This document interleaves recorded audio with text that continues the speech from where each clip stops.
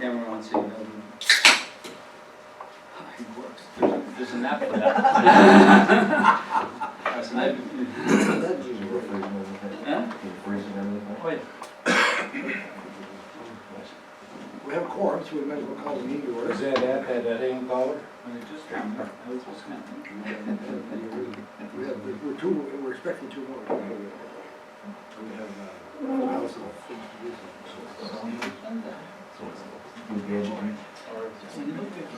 Not normally, yes, but this is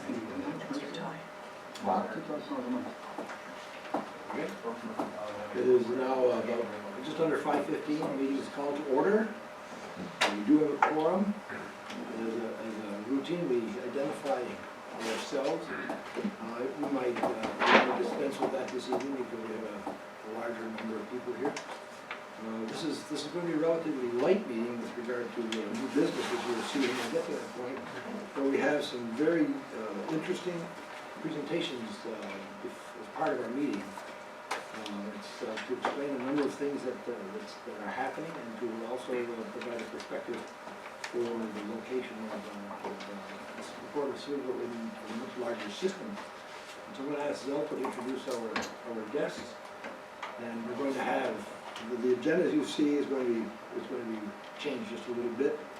We're going to have Stephen Fisher and Laura Blades first. They are here representing the American Great Lakes Port Association. Did you want to introduce? You know what, if you don't mind, let me get Chris Mastrani of SmartMart out of the way.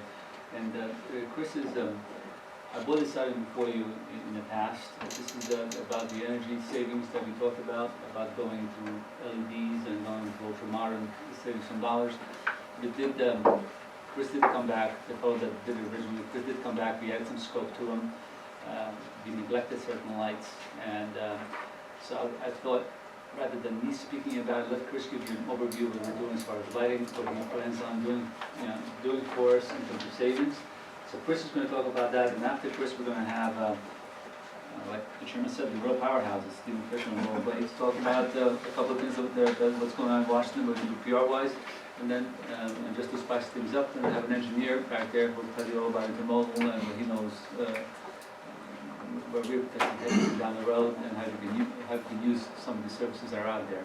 So Chris, without further ado, just a brief overview. I mean, nobody will bite and might ask a question or two. Sure, But just tell us what you did, what you're looking for, what your package talks about, and Chris will make a presentation, and then we'll act upon it later on, and then Chris, you got other things to do, other girlfriends to see. And well, just to give everyone, I work for National Grid's lighting program. I work for Smart Light Energy, who's the sole contractor for this whole lighting program. So, just to give you that, National Grid pays up to, 70% of rebates to help, small business customers upgrade their lighting. So what we did was originally, like Ed Zelko had said, another representative from our company came up here and just, took a look in the dead of winter, and I think some things got missed because there was so much snow up here. So when we met with Zelko a couple weeks ago, we went through and did a real thorough check of everything. So the new proposal is, Zelko has some new numbers that there were some amendments in the contract. We changed some things around. I don't know how in depth you want me to get, Zelko, but some of the major things we're going to be doing is changing all the exterior fixtures. Currently, right now, a lot of the fixtures on the roofs of the building aren't working. We want to get those working, brighten it up here. The lighting is pretty bad right now, and I think we can make a huge improvement. And the port's getting a huge rebate from National Grid, and not only are we going to improve lighting, but there's also going to be energy savings as well, which is obviously a huge benefit to everyone. So, and a couple other things that we're doing that are very important. Out in the warehouse of the port, we're going to be actually putting new fixtures in there, also with sensors on them. So instead of having switches turn all the lights on and have them all on constantly, if somebody walks through a certain area, those lights will flicker on. I'm sure everyone's seen those in gyms or in certain settings. But that's going to be a major energy saving, and also it's going to brighten those two areas up quite a bit. And also the LED lights on the outsides of the building is going to really look sharp here. It's going to, especially in the towers out here, we're going to change all those lights out, put new adapters up there, and basically give this place a big facelift as far as lighting goes. One of the things they asked Chris and his team to do is, we do a lot of color work, believe it or not, the aluminum. We have different letters and different colors, so now with good LED lights out there. One, LEDs, if you do lose power, they do regain lights very quickly, almost instant on. But the other lights, you have to wait a couple of minutes for them to cycle, and then it just basically stops work. LEDs, you don't have to worry. They have good color rendition, savings. It's a win-win. I mean, we worked a ship this last Sunday and we had a tough time because of our lighting situation. We had a very difficult time. So this should improve that safety aspect of it. And he is right on the money. We did increase the scope dramatically. There's lights here that work 24/7. There's certain lights we didn't get to see the last time. Keep it around. He's seen some extra lights.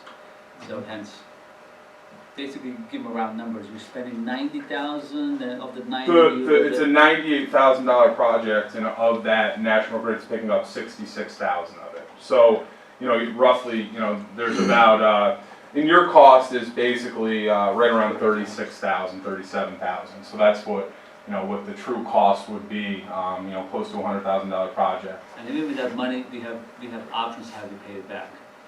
And I didn't twist his arm or anything like that, but we can pay back in certain installments. He gives certain options. And what we like about it is, one, they're doing it from A to Z. They're managing it. If you guys should approve this particular contract tonight, he gets notice tomorrow. He orders the fixtures. He comes in fully equipped. The staff doesn't have to do a thing. He manages the whole project from A to Z, and just turns on the lights and we do it immediately. It's green. It's all the things we talked about. We were hoping to do something with the solar folks. That's still maybe a possibility, but I'll give you a solar update later on. But this is real. It's now. So the fixtures that he uses are what? Latest state of the art? Correct. I mean, we're not getting some backroom fixtures. These are manufactured by a leading LED manufacturer called Cree. These American lights. They're not that it matters, but they're really good lights. I mean, the little I know about lighting, these are going to be around a long time. Certainly outlast me. So. I mean, LED lighting is just huge. You get more power, more light, less energy consumption. I mean, give you an example. You replace a 250 watt with like a 58 watt. Yeah. The 400 watts we replace with 134 watt. So there's definitely some, and not only this energy savings, but there's also maintenance savings, because instead of the lights running for 10,000 to 15,000 hours, you're getting 100,000 runtime hours. So you're getting almost 10 times the life, and you're not spending money for somebody to come and change bulbs out. There's also quite a great warranty. You have a 10-year warranty on all the LED exterior fixtures, and then everything else would come with a 2-year warranty through us. So any problem that goes wrong with the first 2 years, we'll take care of it. So. Hey, Chris goes up there and climbs the pole and fixes it. Yep. Well, the LED in the marine industry is increasing. Even boats are now having their navigation lights done in LED, much brighter, longer distance, longer bulb life, less energy consumption, which is pretty good when you're in a boat or battery operated. Good color. Yep, great color. Yeah, pure white. More of a bright white, where it's more true daylight as opposed to, a yellowy, more dingy color. So. And needless to say, now that has anything to do with it, this will help our cameras as well. I was going to note that the word security hadn't been stated here. Yeah. Actually, it was. I did. Oh. Soft little voice. I'm so She did a great job with it. I was just going to amplify it, yes. Yeah. It's a huge issue for us, and it's going to make a big difference. Absolutely. Zelko, I was going to congratulate you on our National Grid bill for the month. Maybe he can do even better. Oh, yeah, even better. Chris, I've got $77 here. You're going to be able to cut that in half? That's the only thing I got on accounts. That's one account. That can't be right. I'll tell you that much. Sure, you blew the whistle on it. We have several different accounts. You guys have multiple accounts. Any particular questions? I mean, I did talk about it once. We did amend the scope. And so I wanted to make sure that you all were aware of it. Sure, it's available. here. You do analysis on the cost savings, we figure yearly. You can talk about it. Yes, I mean, See, I pretty told you dramatic, this was right something. around $3,000 a month. So there's some pretty dramatic savings there. So $3,000 a month to do calculations. You basically pay for this thing inside. In a year. Good year. So any business school worth of full will tell you, anything under 2 years, take it. Well, if you've not used any LEDs, why just an inexpensive LED flashlight, a really tiny bulb, and just blow you away how much light it produces. It's, I just wanted to bring the guy, he did spend a lot of time, so I want to make sure I give him. I think that's-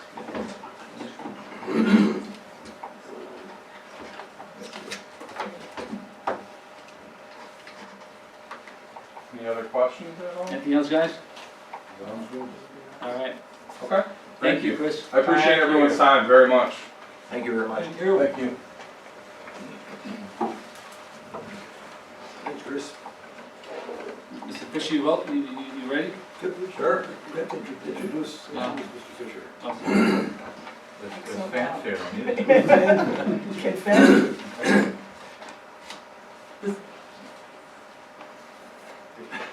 Are you going to introduce him? No, go ahead. Oh, well, Great Lake, the American Great Lakes Port Association is an association of all the American ports in the Great Lakes, the American side. There's a Canadian associate also. The two groups work hand in hand to give us an integrated view of business opportunities, business activities on the Great Lake. But our special association is with those who run the American Great Lakes side. And I've sent out emails, a lot of emails you send me, I flip to these people because there's information in there that's useful. So you see Stephen Fisher, this is the guy who sent me the email that I then relayed to all of you. And Stephen is here with Laura Blades, who her title is Director of Public Affairs. Public Affairs for the same organization. So they are together representing a very large component of people that are very important to us. Help this port function in the bigger world. They are part of the bigger world, and they are really good people. Definitely, I mean, and I don't want to inflate zero any more than it needs to be. But Steve is here, and Laura was here last year when they had their annual meeting at the convention center. It's the first big meeting here. He truly knows, he truly has a good pulse on the whole system, and I would say Washington as well. And so we are fortunate. I mean, I had to wait for him to make the time. We're fortunate to have him tonight. He truly knows what goes on, and he'll hopefully bestow some of the wisdom upon us. You're in trouble, Ed. There. Go, Steve. Laura. You Just to realize, bring it down. To reality. you realize that we went easy on Laura? Yeah. I'll get my She's turn, gonna I'm get, sure. yeah, I'll give her a hard time. Just to bring it down a few notches, I'm a simple guy from a small town in Indiana, so just Yeah, let yeah. me take it from there. Like I said about the guy who did so well with the basketball team for the West Coast. Oh, really? UCLA, was it? He's a simple guy from Indiana. Oh, well, us Hoosiers. Well, thank you very much for having me here today. Port of Oswego has been a member of our organization from the very start, back in the late 70s. I've been with the organization 20 years now, and Port of Oswego has always been front and center at the table. Of course, thank you to the board for sort of hosting our annual meeting last year here in Oswego, and everybody left just singing the praises of this community. It was a wonderful time. We had a beautiful voyage out on the lake, and beautiful dinner across the street at Alex's, and it was really just a nice event. Facility over there is beautiful. I think we were one of their first meetings, and just as nice as we've had in any city. And so it was great to be here, and I'm glad the board and Jonathan at the time stepped forward and asked us to bring the meeting to Oswego last year. Our organization as you noted, is based in Washington DC. We're the only Great Lakes Maritime organization with a presence in Washington, a permanent presence in Washington, and has been since the 70s. And the reason is that our focus has always been on public policy, primarily at the federal level, working with federal agencies. As you noted, Terry, the Port of Oswego and all Great Lakes ports are on a system. They are not coastal ports. We are not the Port of Baltimore, we're not the Port of Tampa, we're not another coastal port where a vessel can simply come to your dock from overseas and not have to go through any other encumbrances. In fact, we're more like Mississippi River ports. We're on a system. We are ports on a system. We're trading primarily with other ports on a system, or we're trading through the St. Lawrence Seaway with ports overseas. But regardless, there's a system to maintain in addition to maintaining the individual ports. And someone has to sort of look after the issues that come up relating to that system. Coastal ports don't have to worry about this as much. They worry about themselves, they worry about their own infrastructure, they're not worrying about the larger system because they're not on a system. They're nodes on the ocean. So that's one of the reasons we're based in Washington. It's one of the reasons we focus on federal policy, is because that system tends to have federal issues. That isn't to say we haven't gotten involved in state policy. Starting in 2000, a number of states, including the state of New York, decided to get into the business of regulating ships, which was new. And this came up with the issue of ballast water. And it started in the year 2000 with the state of Michigan, and it kept going. It spread from state to state to state, and we were in Albany most of 2011, a little bit of 2012, trying to educate New York DEC about why it may not be prudent to regulate shipping, which is really interstate commerce and international commerce. In each case, we ran state capital to state capital to try to educate them about shipping, the difficulty in regulating shipping. If they were going to do it, at least do it smart. And so we usually are busy in the federal government, but often we're called to work at the state level, depending. We almost always partner. We're always looking for partnerships. At the end of the day, whether we're working in Washington or in a state capital, it's a democracy. The more people you can team together with, the more clout you have, the more ability you have to affect public policy.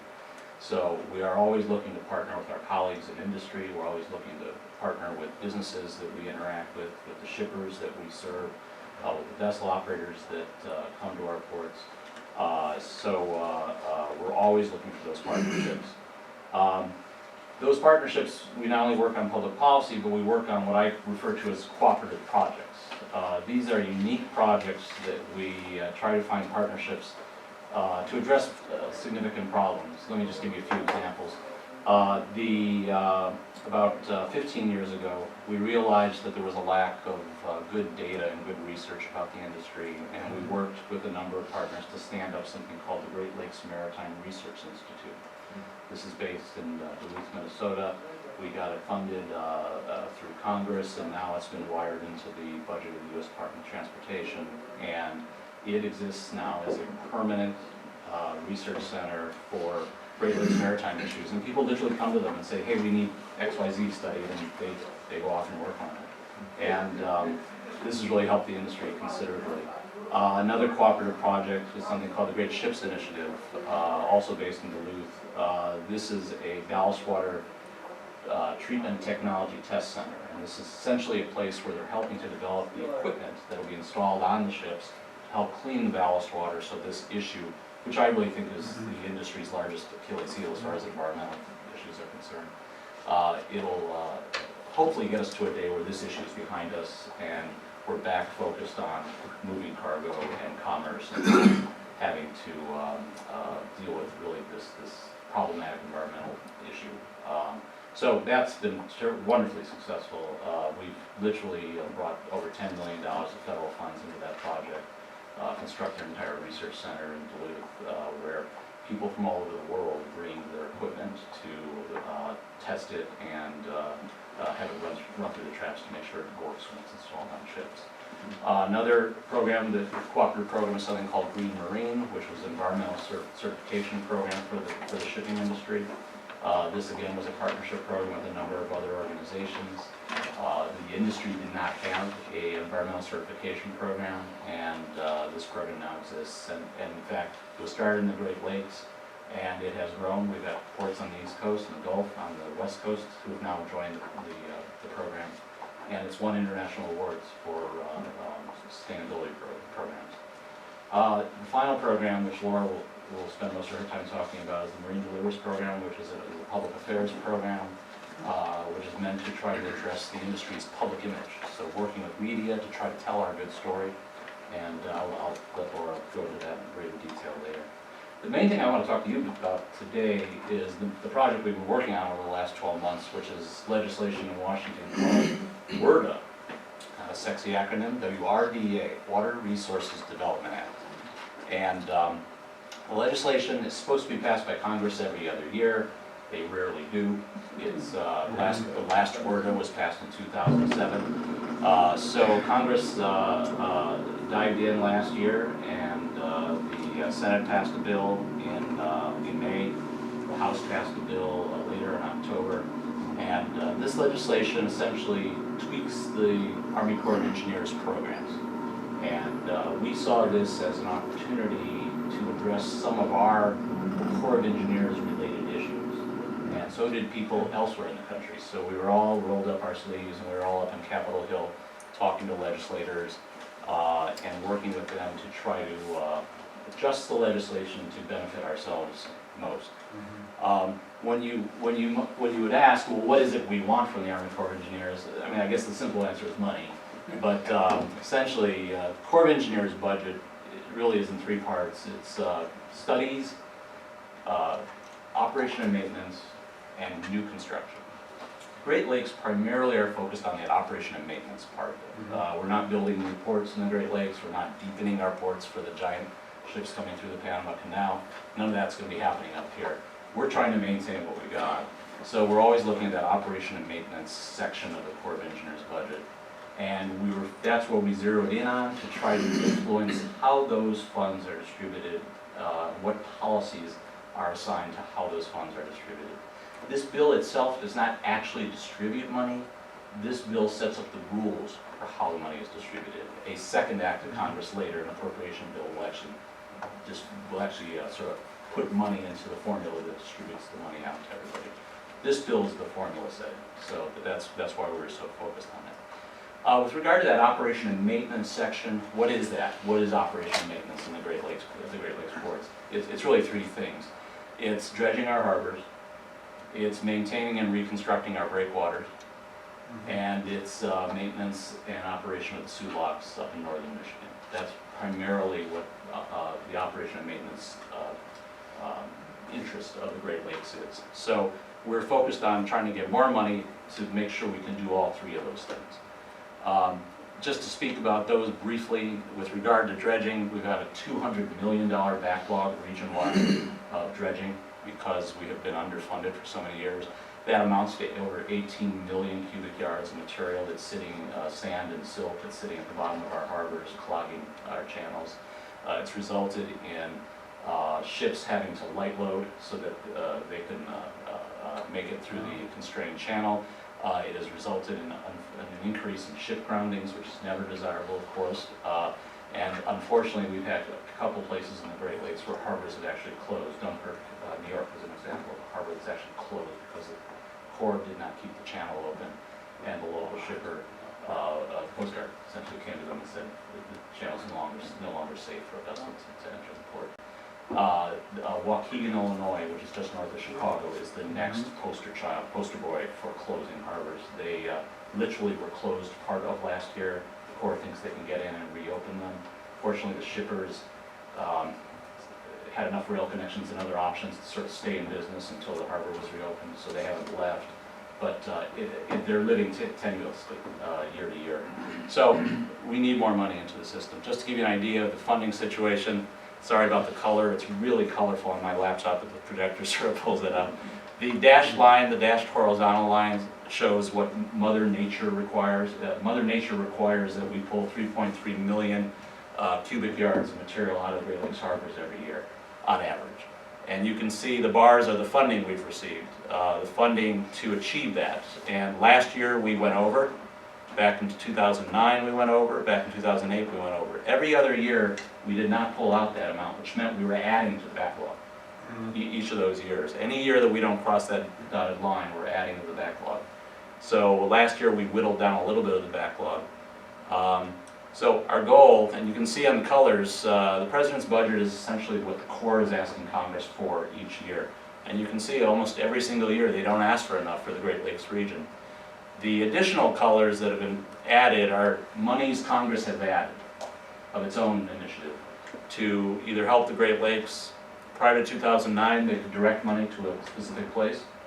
After that, there was prohibition on what are called earmarks, so they couldn't steer money into the Great Lakes. The little additional money in 2012 and the additional money in 2014 were added because the whole country was given more money. So Congress said, look, Corps, you're not asking for enough money. The nation's harbors need more money. Here, we're giving a slug of money for everybody. So we got our share of that additional money, and that's where those extra amounts came Well, from. a lot of that was due to getting everybody organized.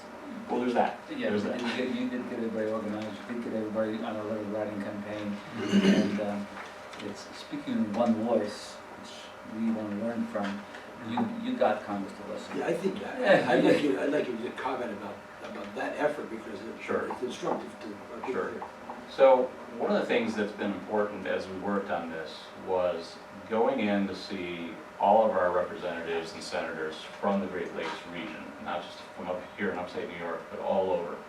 So we're talking about 50 individual members of Congress that we have to go in, educate them about all this, educate them about why it's important, to have them understand the Congress is moving through our courts, have them understand the Corps' budget, how it works, what kind of money we need, what kind of money we're getting, what the difference is. And so we had a task of sort of bringing everybody up that learning curve and then enlisting them as advocates. And to pass back some credit, I gotta give credit to you all who have hosted your legislators here, I know you have, and you've had them out to the docks, and those kinds of visits help get them focused on maritime and get them focused on the port. Parallel to you, we've got every other port in the Great Lakes trying to do the same thing. They're not all doing it, but most of them are, and they're having their local legislators come down to the docks, and they explain, they put them on ships, or they at least bring them down to the water's edge, and they explain the situation. All that education, it's taken a few years, has really been helpful. And then back in Washington, once they come back to DC, we've got them acting as a team.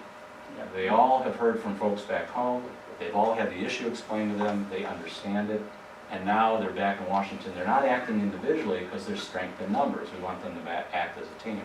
So what is wonderful is they've been willing to, and this has been bipartisan. Dredging funding is not a partisan issue. There's no Democrat or Republican dredging. So we've got them acting as a bipartisan group, advocating really for our region. And mind you, people in other parts of the country are organizing their legislators to advocate for their region. So we have to stay competitive with these other parts of the country. We're all trying to get their share of the money as well. And then, to be fair, we're all talking as well nationally to try to just simply get more money in general into the Corps of Engineers budget. To the degree we can get more money in total to the Corps of Engineers nationally, we in the Great Lakes get a certain amount of that, and so everybody's vote rises with the water. So we've all played a role, and every time your local legislator or one of your senators are here, it's a great thing, really. I know it's probably time out of your day to come down and meet with them and so on and so forth, but it's a wonderful thing, I can tell you. And I sometimes see their staff in Washington and they'll say, oh, well, Senator Schumer was just on the dock the other day and he heard this or said this, and came back to the office and told us to do this or that. And so there's a direct connection to all this. So thanks, thank you. We're blessed. Our Congress people and senators seem genuinely like to be here. They're not only sincerely interested, you've got some powerful legislators, which is a wonderful thing. Now, what's good about acting as a region is some of the other parts of the Great Lakes have powerful legislators too. So Senator Schumer is the number 3 man in the Senate. Senator Durbin from Illinois is the number 2 man in the Senate. So we have the number 2 and 3 guy in the U.S. Senate. who are clearly advocating on our behalf. I know of evidence of them doing so. So in fact, they're great advocates and they're working together, and that's a very wonderful thing. With regard to breakwaters, just back to the infrastructure, you guys probably have one of the worst breakwater situations in the lakes, quite frankly. And so you are most sensitive. But indeed, in Chicago, Milwaukee, and places like that, their breakwaters are crumbling as well. And they've got billions of dollars of lakefront development at risk. And so this is a problem region-wide, and it's coming out of that same slice of the budget that we're trying to get money into. And then the SULOCs. This is the linchpin of the entire system. Most everything moving between Lake Superior and any other part of the system has to go through the SULOCs. And simply operating the SULOCs costs about $25 million a year. That's if you do nothing, just operate it. If you want to maintain it, improve it, modernize it, it costs even more money. So we have a long-term rehabilitation program going out with the Corps to sort of redo the hydraulics and the electrical systems and so on of the locks, and it's about $117 million in total, and we're about $47 million through it. So we're trying to get a slug of money every year to keep that moving forward, just trying to maintain our infrastructure. So we went into this legislation with certain goals. First goal was to ask Congress to force full spending of these funds. So we have something called the Harbor Maintenance Tax. This is a tax on cargo. It's a national tax on cargo moving through the nation's ports. It collects almost, it keeps going up. It's a tax on cargo, and as trade expands, cargo movement expands. So the tax is pulling in more and more money every year. We don't have a money problem, we've got a spending problem. The money's coming into the government, it's just not leaving the government. We're collecting almost $1.8 billion right now on this tax. Just to give you a sense of what that inflow, how it compares to the outflow, Congress appropriated about $1 billion last year for the Corps of Engineers operation and maintenance activities. So you're looking at almost an $800 million difference in 1 year, and this is adding up. So if we had all the money coming in available to take care of the nation's harbors, we've done the math. It actually would take care of every last port in this country. Everybody be taken care of. So what's frustrating about this issue is there's an adequate tax revenue coming off of users of the navigation system to in fact maintain the nation's navigation system. It's just that Congress is not spending all the money. So our goal is to try to get them to do that. We wanted something else added just for the Great Lakes, and we wanted them to adopt a policy whereby the Great Lakes were designated as a special system, essentially a network of ports. Right now, when the Corps goes through its annual budget development process, it looks at the Port of Oswego, and it looks at the Port of Los Angeles, and it looks at the Port of New York and New Jersey, and it compares all these ports around the country to each other, and it racks them up primarily based on tonnage, and it decides who's at the top of the list and who's at the bottom of the list. And because they're not spending enough money, the guys at the bottom of the list get cut off, and they don't get funded. We have argued, look, quit looking at all our ports as if they're coastal ports that are really sort of out there on their own. In fact, they're part of a system. And the whole system ought to be analyzed as one big thing. And the precedent for this is the Mississippi. The Mississippi River is one item in the Corps of Engineers budget. Even though it's populated by scores of ports up and down the Mississippi, none of those guys have an individual line item in the budget. But the Port of Oswego has an individual line item in the budget. Every port on the Great Lakes is considered a standalone Corps of Engineers project. The entire Mississippi is one project. We want the Great Lakes to be one big project. Why? Because when they do the analysis, we're going to be a giant in that analysis. And it should yield more funding flowing toward us. So this was a big policy decision for them to designate the Great Lakes as one giant project. That was the second thing we wanted. The third thing we wanted was we didn't want Congress opening up the funding for new things. Our attitude is the funding was originally put in place to dredge the nation's harbors. Let's get that done first before we accommodate new things. And you might be saying, well, who wants new things? Well, there are coastal ports who want to spend the tax revenue on new exotic things and warehouses and all kinds of things. And our view was, look, we're not even dredging the harbors properly. Let's first things first. So that was one of our other positions. Quickly to go over what the House and Senate did, as I mentioned, the Senate passed a bill in May, the House passed a bill in October. Neither adopted this provision to force the spending. We were, not just we, but the national maritime community was unable to convince Congress to do that. And the reason is that some of the budget hawks in Congress felt that any provision forcing spending is just not in keeping with the times right now. There's sort of an anti-spending mood in Congress right now. The appropriation, there was a little bit of a turf war between the committees as well. The appropriations committees did not want to be forced to do anything. They wanted the discretion to spend money the way they want. The Great Lakes giant project language was included in the House bill. We were successful in getting that in the House bill. We were not successful in getting it in the Senate bill. So between the two bills, we did get that in one of the two bills. A provision was included that we didn't ask for, but that when we saw it, we liked it, and I think it specifically will benefit Port of Oswego. And that is that 10% of the funds in the House bill, 10% of the funds were set aside specifically for small harbors. And they define small harbors. Small harbor is any harbor that handles less than 1 million tons of cargo each year. So they are essentially saying we're going to actually take care of our small harbors. Who, again, that big list where they rack up all the priorities, small harbors are down at the bottom because it's all based on tonnage. Congress saw that, and they were hearing from a lot of those small harbors, and they said, look, we want to dedicate some of the money by law to some of those small harbors so that they're not cut out of the system. So 10% of the money is set aside for small harbors. Unfortunately, both bills, contrary to what we wanted, did authorize some limited new uses for the money. This was pushed aggressively by the ports of Los Angeles and Long Beach, by the ports of Seattle, and by some ports in Texas. So this is something that, in fact, was in both bills, and obviously we thought would be in the final. So what was in the final agreement, which was just announced 2 weeks ago? The bill doesn't force the spending, but it establishes spending targets and encourages the Appropriations Committee to stick to these targets. These are non-binding, but essentially they lay out a blueprint for how they are suggesting the Congress in the future ought to fund this program. They lay out a stair-step scenario for funding, stepping up from 67% of the tax coming in 2015 all the way up to by 2025, urging that 100% of the tax revenue be spent.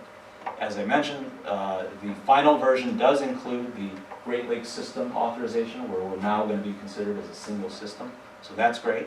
The 10% set aside for small harbors was included in the final version. That's great for Oswego. I think it'll make it easier for this harbor to get dredging funds in the future. To give you some sense of bearings on that, about 5% today are being set aside for small harbors. So you almost have a doubling of spending for small harbors, which is great, by law. There's a 10% funding floor for the Great Lakes harbors. So we can't, now, we're generally getting about 10% now, but by law we can't drop below that, so that's good. And unfortunately they did authorize some new uses. They do it according to a two-tier structure, just real quick. 870 million is established as a sort of a benchmark. And the magic of that number is that's where spending was in 2012. And they use that as a benchmark.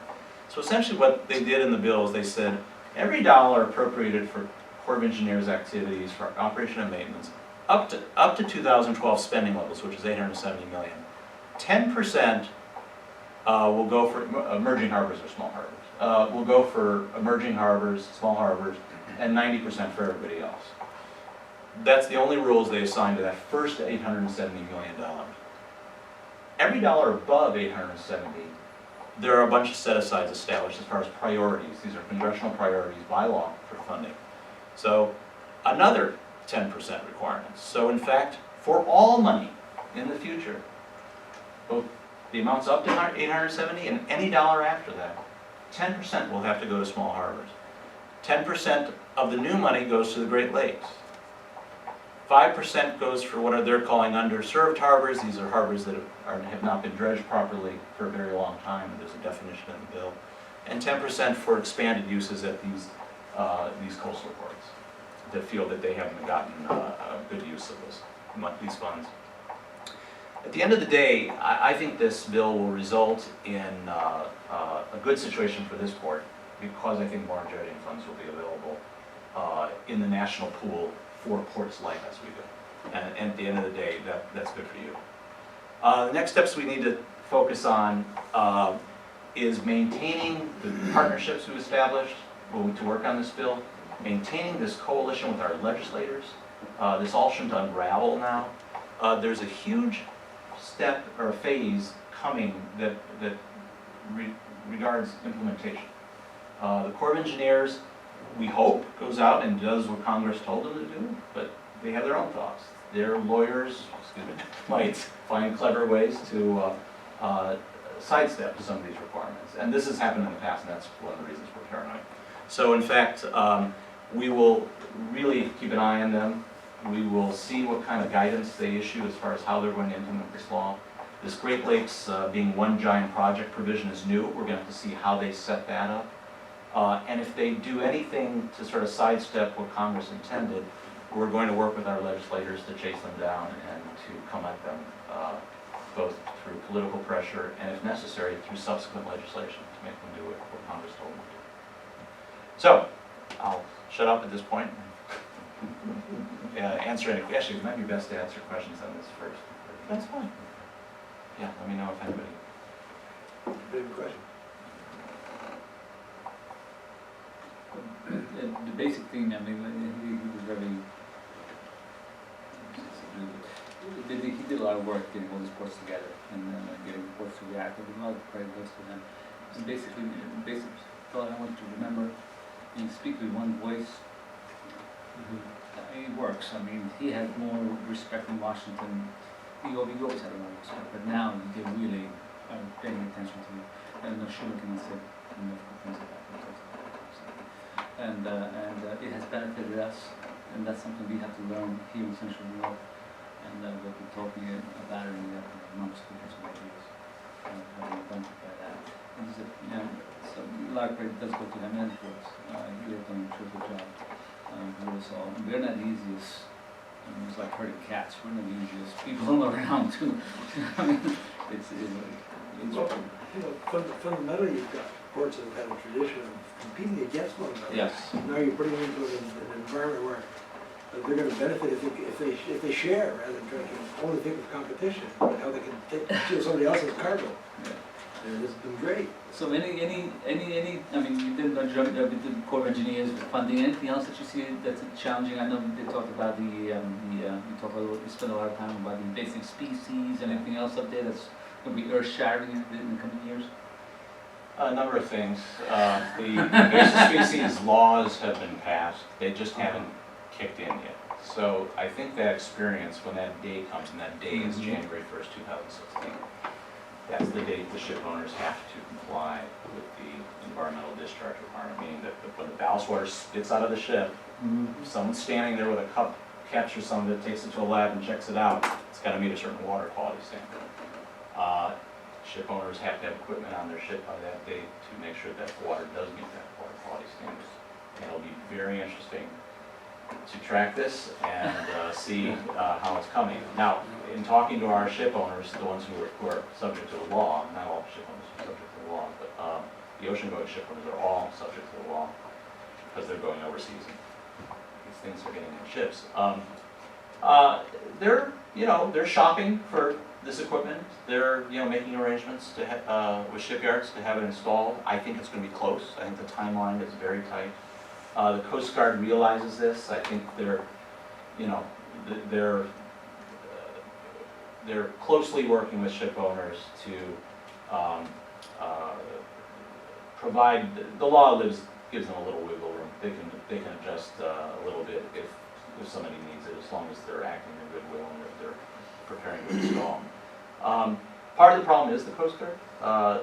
The law requires the Coast Guard to certify this equipment, almost like Underwriters Laboratory certifying your toaster that's not going to blow up. The law requires the Coast Guard to certify this equipment before ship owners buy it. They haven't certified any yet, not because there's something wrong with the equipment, just because they haven't gotten their certifying program in place yet. And so the ship owners are caught a little bit in catch-22 because they're wanting to go out and buy the equipment.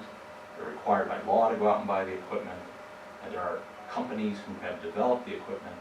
Coast Guard hasn't certified anybody yet. And as of today, there's a number of people who've applied for certification, they just haven't gotten it yet. So, and it's expensive. But I don't think the price is the issue, I think it's mostly a timeline issue. So that's gonna be something interesting to watch. I think we obviously don't want shipping to shut down when that day comes. We want some wiggle room, we want the regulators to provide some wiggle room.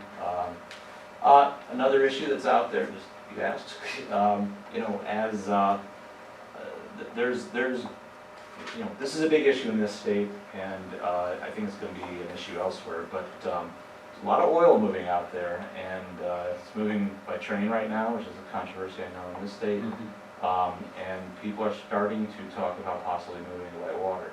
Nothing illegal about moving oil by water. We've been moving oil and other liquid products on the lakes by water for over 100 years. But to move this oil in these volumes by water will be a controversial discussion. It's not happening yet. I think, quite frankly, a lot of people are waiting to see what happens with the Keystone Pipeline decision. If it's denied and they do not build it, I think this issue will start getting discussed quite a bit, quite frankly. So we'll have to see. Now, this cuts both ways. It's an environmental concern. We certainly would want it to be as safe as possible. Same time, it could lead to all kinds of additional commerce from many of our ports and a new source of cargo. So, and a new source of jobs. I will quote the Seaway Administrator, who keeps saying that, you know, we all need to look at this as a comparative risk analysis. The cargo will move. Cargo flow, if you look at any kind of cargo, it moves where it moves, and it moves by the most efficient, cheapest way. And this cargo right now is moving by train. It may be safer to, in fact, move it by water. We've all been aware of some of the problems that they've had with railroads. So that's hanging out there as an issue. I think that's sort of on the back burner, might come to the front burner. So just a couple. How does the legislation, the rules and regulations on the Canadian side dovetail with us on this side? On the ballast water? On everything? The I whole- mean, is the it whole all, system. is it a common? He's the man to ask. We certainly try for it to be. We have sister organizations in Canada that are based in Ottawa that work with their government to try to make sure that the system is as seamless as possible. Quite frankly, with two countries, you got a waterway controlled by two countries, 8 states and 2 provinces. This thing shouldn't work. It really shouldn't work at all. It should be a mess, and it isn't. And I think, in a way, we take that for granted, but it really says something very positive about our two countries, the ability, the level of coordination that's going on out there between our 2 coast guards, between our environmental agencies, between our states and provinces. There are so many institutions that have been set up over the decades to establish coordination and cooperation between the 2 countries in the Great Lakes region that it has led to a pretty seamless system. Yeah, we try to harmonize the rules on both sides. And I gotta give the governments credit. They, even without industry being on them, they try to talk to each other pretty frequently to make sure that they realize it needs to be harmonized, and they talk to each other quite aggressively. Last winter was a great example. The 2 Coast Guards worked desperately hard to try to keep the ice situation, or try to address the ice situation. At the end of the day, Mother Nature won, and they weren't able to. But every winter, the 2 Coast Guards, who both own icebreakers, try to deploy the assets they have to keep some amount of commerce moving. They can't get lakes are very large and they can't get everything, but they try to keep some amount of commerce moving. Bottom line is always money, though. It's always money, and it's, I think, the logical and reasonable deployment of money. I think a question everybody's asking right now is, last winter a blip or is it a trend? And if it's a trend, then we need more icebreakers. If it's What a I blip, mean, as we far as the cooperation overall is concerned. yeah. If it Money. benefits Canada more than it benefits us, then maybe they start bending the rules, and you know what I'm saying. Yeah. But now it's working well, you say. Yeah, I don't see any Okay. favoritism really, where one country's sort of trying to favor its commerce over the other. I think we both realize we're in this together. Either country could mess up the other. Oh, sure. And so I think, but I think, you know, we're not dealing Smart with, enough to do that. yeah, we're not dealing with Russia here, this is Canada, so, Yeah. you know, Yeah. there's a level. Sometimes. No, but even I think you help with the system. There's a great deal of trust. They do think a little bit differently than we do, but there's a great deal of trust. And one time they're all in the same boat to change that. Yeah. Actually, I think they're a little more frustrated with us than vice versa. You know, we have a very large country economically. We're smaller physically than them, but you know, we have a very large country economically, and I think if I pick up on them, on our industry colleagues in Canada at all, they're frustrated at the inability of the U.S. government to prioritize the Great Lakes, simply because there's so much else going on in the country. In Canada, the Great Lakes shipping is a pretty big deal in Canada. It's not an equally big deal in the United States, just because we're just one part of a large country that has, you know, other regions that have much more robust I markets. would assume probably 80% of the population of Canada lives around the Great Lakes Correct. too. Correct. And It's that's not just the a case. guess, Yeah. but No, you're there's right. not much out there in those No. prairie provinces. Right. Correct. And so that's not the case for us, so the level of focus is different between the two countries. Right. So, let me shut up and. So the next best thing. Oh, Our next best thing. well, Yeah. can- The next best thing is I- Laura Blades. And one thing that Laura does bring to us, and I really want you to listen to what she has to say. She's a great voice, and that's something we as the board don't Not have. singing ones. Yeah, no, she's a great Only voice in to the the board. shower. She has a lot of facts on her fingertips. If I need something very quickly, she's the one that has it, and we, as an entity, plan on utilizing Laura more this year than ever, especially given our construction, given some of the things that we are going to be doing. So we are using her services a great deal more than we would normally, especially some of the construction, some of the legislative things we want done. We're going to be a great writer. She put this together, good contacts. And when she calls, people listen, and especially in the print world, and that's important. And that's something I've been trying to do for myself. Yes, I can get it locally, I can get it up to Syracuse, even some New York. She can get it nationally. It's a big difference. Thank you, I appreciate that. It's nice to be back in Oswego. This is a great port, and I enjoyed working with Jonathan, and I'm enjoying working with Zelco too. I'm gonna take a little step back and put some context for you about the communication program and how it started and why. So, this is what I started with. It wasn't good, it wasn't pretty, every day. The drumbeat of negative things. It was so bad at some points that there was actually a call to shut down the Seaway and to stop shipping. The environmental groups, community activists were extremely vocal about the evils of Great Lakes shipping and wanted it stopped. This was what I came into. There was hardly a day went by when I didn't open a paper or Google around my Great Lakes contacts that there wasn't a negative story about shipping.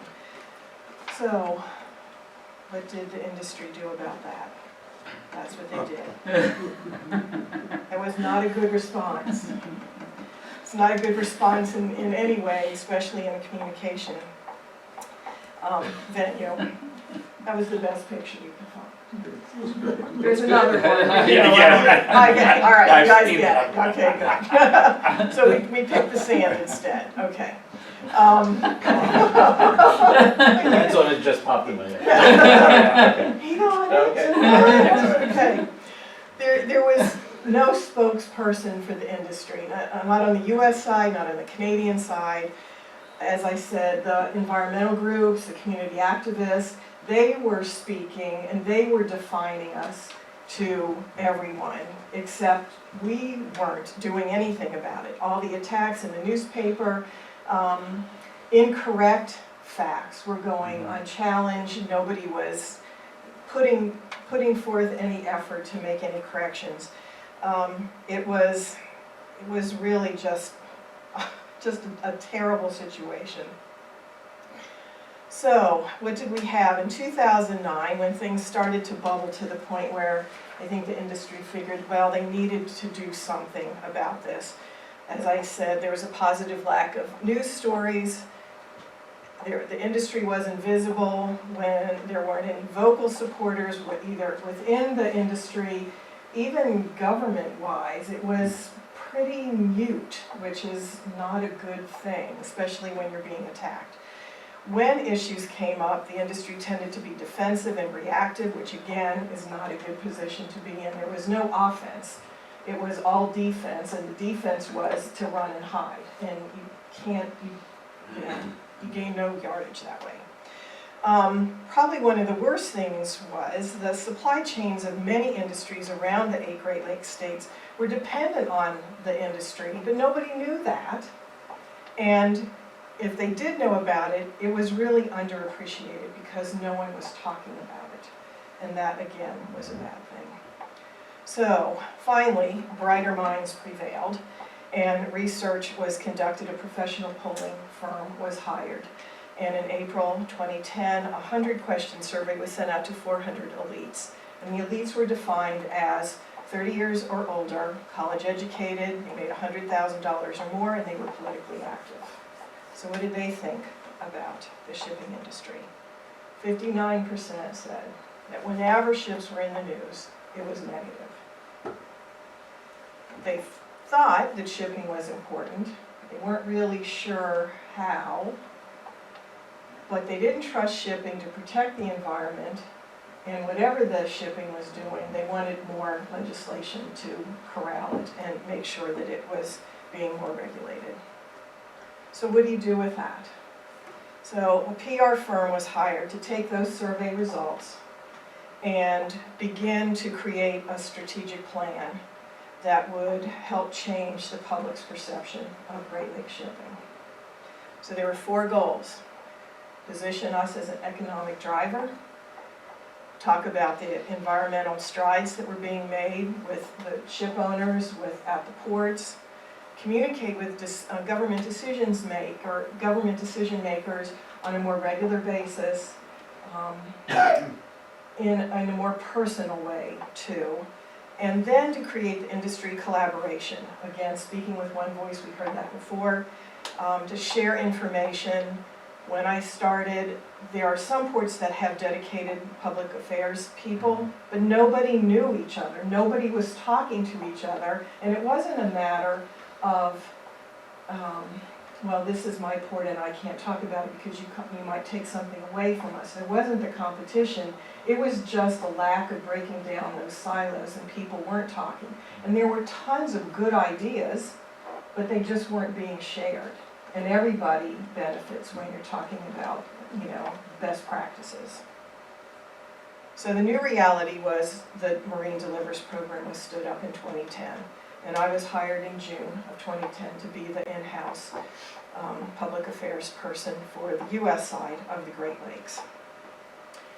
When I interviewed for the job, I said to Steve, so do we have a website? No.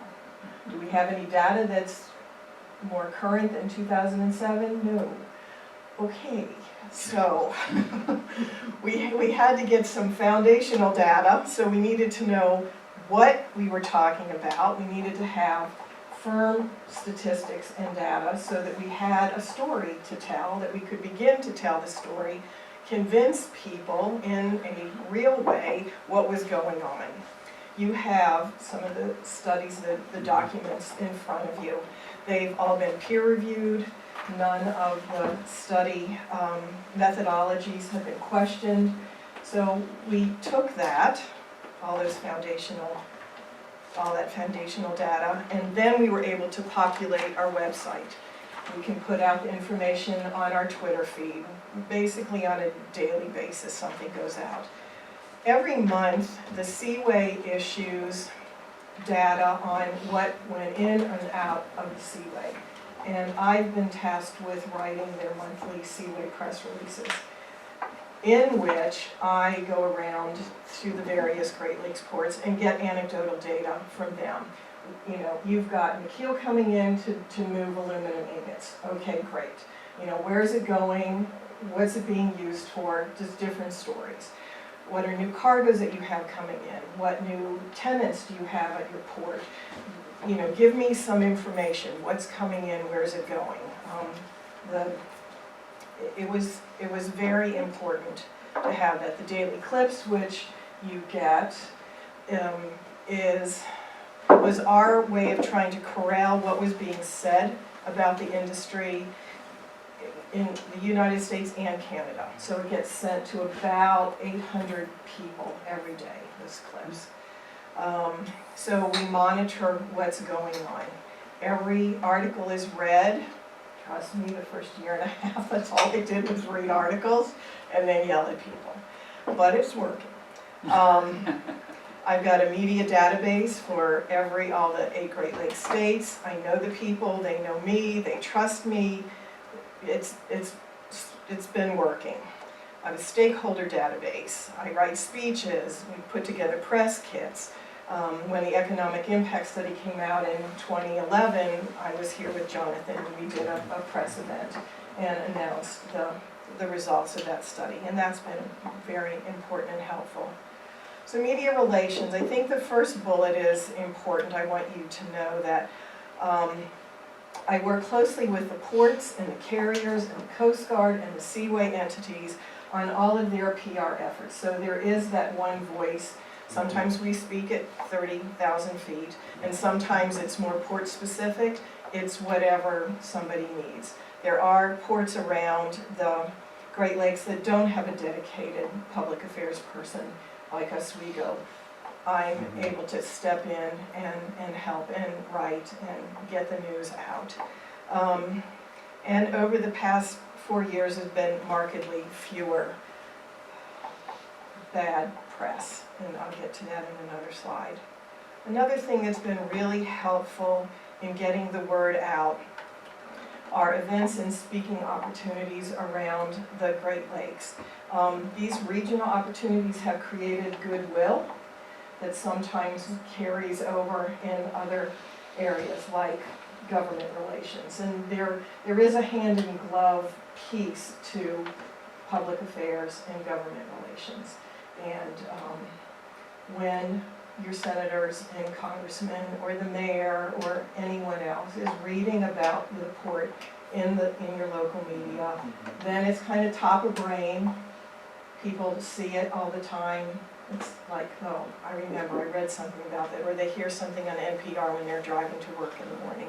And it's just something that's there, and that's been good. For ship ceremonies, new ships that we've had coming in from Canada, repowering ships on the US side, port days, going up to the Capitol, chambers of commerce. I've scheduled many of these over the last 4 years. Our goals have been met that were set out by the public affairs firm back in 2010. There's now regular and responsive and responsible communication. Nobody's got their head in the sand anymore. There was only one negative story in 2013. One. And it wasn't in the article itself, it was in a Canadian paper, and it was in a sidebar, but it was corrected. It's down 90% from what it was in 2012. And there were 19 stories, negative stories in 2011. In 2010, we kind of followed it, but we weren't really keeping track of things. But I seem to remember there were like 25 or 27 just in the short amount of time that I had started. There's been a 9% increase, on the other hand, of positive stories in the press just in last year alone. The events and speaking engagements, we do them for non-industry audiences, and then there are the regular industry events that happen. But on the non-industry side, there are over 1,300 government relations, politicians, business and economic development professionals, community leaders, educational professionals. Those people have come to these events and learned about the Great Lakes and what we do and how we do it. All of the key messages have been widely shared, and those are the economy, the environment, safety, and sustainability. And those are shared on our website, on the Twitter feed, and brochures, mailings, TV and radio interviews, op-ed pieces. All of those things have been really critical in just making sure that that drumbeat stays constant. So what is that ends up with? Positive press coverage, and so communication really works. My favorite up here is the third one down, which is the maritime shipping, is greener than land transportation, which we probably would never have seen in 2010. So what are the benefits to the Port of Oswego? You'd be coming into an established program with a proven track record, a dedicated public relations professional with inside knowledge of the industry and the issues and the players. I can give the media a broader view of the industry, but then I can also drill down to a port perspective. And over the past 4 years, 4.5, almost 5, I guess it'll be 5 next month, I visited all of our ports. I know all the port directors. I know their staff. I know what they ship. I know how they ship it, when they ship it, why they ship it. And all those stories help tell the people what's going on and why. Good PR also prevents what I like to call the ready, fire, aim syndrome. Yeah, you've got to do it in the right way. It can undermine all the positive things you've done if you're not playing offense. And I think these documents, the foundational data, we've got an investment survey that's in process right now, should be out by the end of this year, right? September, so the fall. That will help. And we're looking forward to that as much as we looked forward to the first economic impact study. We knew the numbers were going to be big, but we didn't know how big they were going to be, so it was nice to be happily surprised. And I think that what the investment survey will show is that governments and the private sector and the public sector are dumping a lot of money into the system to keep it going. And those are big numbers, what the ports are doing. Your electrical stuff, your solar panels, your laydown area, the rail spur, all of those things add up. And it helps you attract new business. It just is just an important aspect to it. And good PR keeps the port and economic and environmental strides in the forefront. It keeps it in the news. So, and it helps prevent major problems, and it increases credibility with your stakeholders. If people know what's going on and why, then they're not in the dark and they're not surprised, and it really does play into your hand. So, thank you. If anybody has any questions, I'm happy to field those. Yes, sir. Several months ago, we had several professionals here talking about recreational development in the Great Lakes, primarily cruising the Great Lakes, Yes. which is a fairly new kind of thing. How does that fit in with what you're doing? Have you talked to these people? Are you aware of this kind of development? Yes, I am aware of them. I haven't done anything with them. We learned a little bit about them, in February when we had Yes. a meeting in Cleveland, yeah.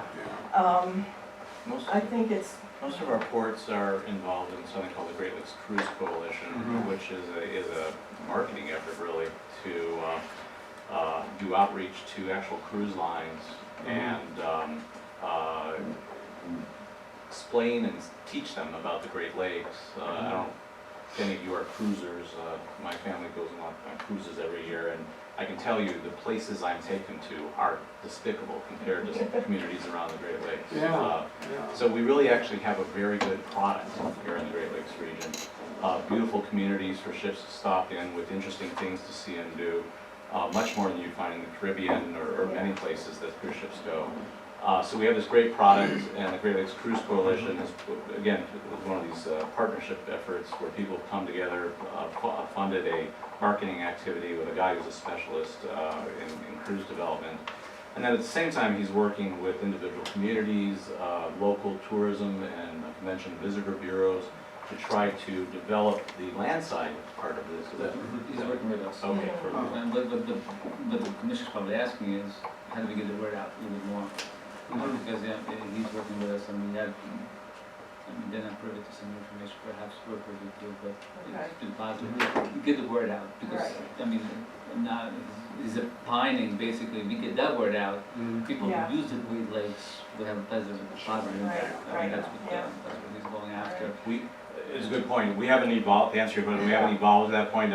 We just started talking with Stephen Burnett at the beginning of this year to try to get more synergy between us? I think it's a good thing. Yeah, Oh, yeah, yeah, it's a good Yeah. question.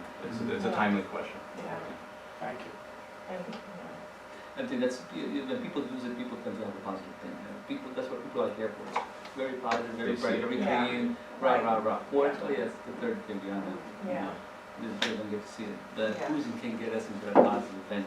no, absolutely, yeah. And that's, and I'm not trying to, I'm not trying to think of the professor does, but I think that's what he's going after. I think he's onto something. Yeah, no, Yeah, because the positive experience, a positive, Yeah.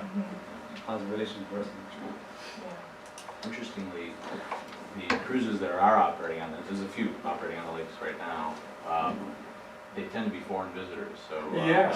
Now, that's nice, Yeah. but you're right, if we got more people local who would go on there, they'd appreciate it. So Laura is going to be working with, especially as we get more involved. Tomorrow is a bid opening, it's one of the openings, we have another bid opening next week. So as we're going to get her more involved, we're going to get her writing articles for us on rail, we're going to get her writing articles for us on solar, and some of the stuff we're doing really. So I want you to see the face, I want you to see the duo.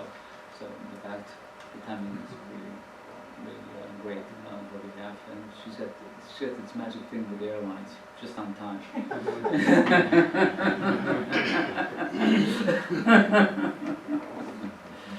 So the next one I have is, I have the engineer back there, but we gotta get his memory system sticking to your computer, because we do have a pink Oh, computer. yeah. We have a pink computer just in switch case, it. but because you're, yeah, and Where's the, My I thumb? know. yes, where's your thumb? but just in case the apple doesn't work, there is always a pink He's got computer. the plug. Okay. It's always hand off, it's after that. I think it fails. My computer, He's yeah. always picking on me, I have to Yeah. You're just secure. Yeah, that's exactly what I'm telling you. very much. You want? Can I slide in there? Yeah, just hit the down, my remote's broken, so just hit the down. Be the other way. I know it, what's that? One good thing this is a bit of introduction. This is Terry Wilcox. Terry Wilcox is an engineer Okay. that I know for quite some time. Terry Wilcox is, and he'll tell you what, I mean, he'll self-explain, but he's an engineer that has built a lot of large ports. And I feel like we're prudent. We're just about to get going into this large arena. We're small yet, but we are quickly becoming larger. And this is some of the intermodal centers I've been talking about. He has designed a lot, and he'll show you some of his designs. And he's an expertise that we can tap into. Is another one of those options. And he'll talk to you a little bit about stack extension instead of paying people that are so-called experts on paper. This is an expert. You get what you pay for, you know. Well, thank you all for having me up here. I'm actually originally a New Yorker, but I haven't been up here in many years. I moved away many years ago, but I grew up right outside New York City, but then I eventually graduated from high school in a place, I don't know if anybody were from around here, but it's called Watertown, New York, because of I'm sure. my father's business. My father owned a large trucking business, and he was merging businesses together. And as we moved and merged businesses, when he bought this last business, it was similar to like a lot of other businesses that you buy. It had to be established in Jefferson County, and it had to be established in Jefferson County for 7 years. So, the first couple of years we lived down, what they call downstate in the city area. Finally, my father said, you know, you gotta all come up here. So we ended up when I graduated from Watertown, New York, but shortly thereafter I left college and haven't been back. But anyway, that's kind of where that's why I've been up here. It's changed, It has changed. Watertown has changed. I actually now have a cottage in Sackett Harbor. I bought that about 4 years ago. But I now live in Florida, and that's getting to be a problem to get to the cottage. I'm never there. Where you live in Florida? I live in Ponte Vedra Beach. Oh, okay. Any golfers here? I live right next to the They TPC. tend to be. So the TPC's next door to me, and the tour I don't play golf anymore, but, I volunteer my time for the PTC, so. It's like 3 days at the Did PTC. you ever drive onto the 17th green? Oh, yeah, that's, if you've ever been down there, it is a beautiful course, it really is, of course. And the clubhouse and everything is gorgeous. Terry's an expert at bending clubs around trees. Yeah. Anyway, I was gonna talk to you a little bit, my outlines, a little bit, I'll talk about my background, ports and intermodal, some auto terminals that I've worked on, coal facilities, and then some general cargo facilities. So I've been involved in a lot of this over a 35-year career. And then I was gonna talk, what is an extension of staff? Extension of staff is someone like me or anyone you choose to come in and work for you, meaning working for you, not working on a contract or, you know, a proposal. And I work with those companies. You go out, you bid on a job, you do what the scope of services says, and that's what you do for your rate plus the multiplier plus is what you get out of it. So extension of staff, and I've done this a few times with other companies where you work for your client on an as-needed basis, and it's an hourly rate with, you know, that you're not on payroll, you're not on a contract, it's whatever you agree upon as the types of work that you like, that you're looking for from a person like me or someone else to work for you. That's pretty much what it is. And some of the components of the extension of staff, service agreements to furnish the client with the employee performance they need, how it is work, the task, it's basically a task. So if he has a task and you need somebody to come and take a look at that for him, you come and do that task, you bill him for the hours you hear, plus expenses, and you own him. It's not anything more than that. So it provides you as the client a lot more reasonable, the results that you get is a much more reasonable price tag for the results that you're looking for. And I've done this a few times working for other companies, but I kind of put together a little outline of some of the things under extension of staff. Project management oversight is the big buzzword for that, if you've ever heard of PMO, project management oversight. And kind of outlined it out, all the tasks that are under project management oversight. This is an outline from a project I worked on when I was working for Amtrak. There's some of the positions that I've had over the years, and then here's some of the things that I've done: master plan, program management, Amtrak, the AAR program. I was the deputy program manager for the AAR program for Amtrak, and why it was set up that way was a joint venture between. I worked for CH2M Hill. If anybody, if you've ever heard of CH2M Hill, or they're one of the largest A&E engineering firms in the world. I was their program lead for a few years. I worked for them for quite a few years. Anyway, on the Amtrak job, we had a joint venture between us and URS.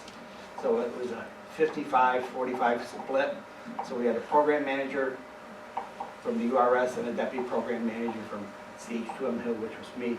And then we managed the entire $1.3 billion ARA program for Amtrak.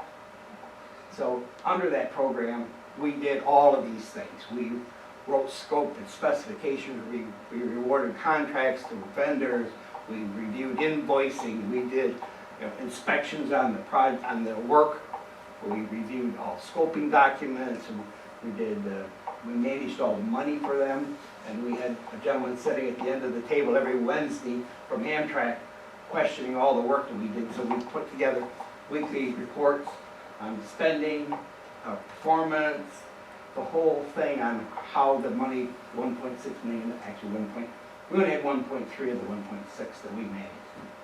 And we completed the project on time, over budget, because there was an adjustment in the budget for them because they went back for more money and they received more money. So we were actually over budget, there was an adjusted over budget project.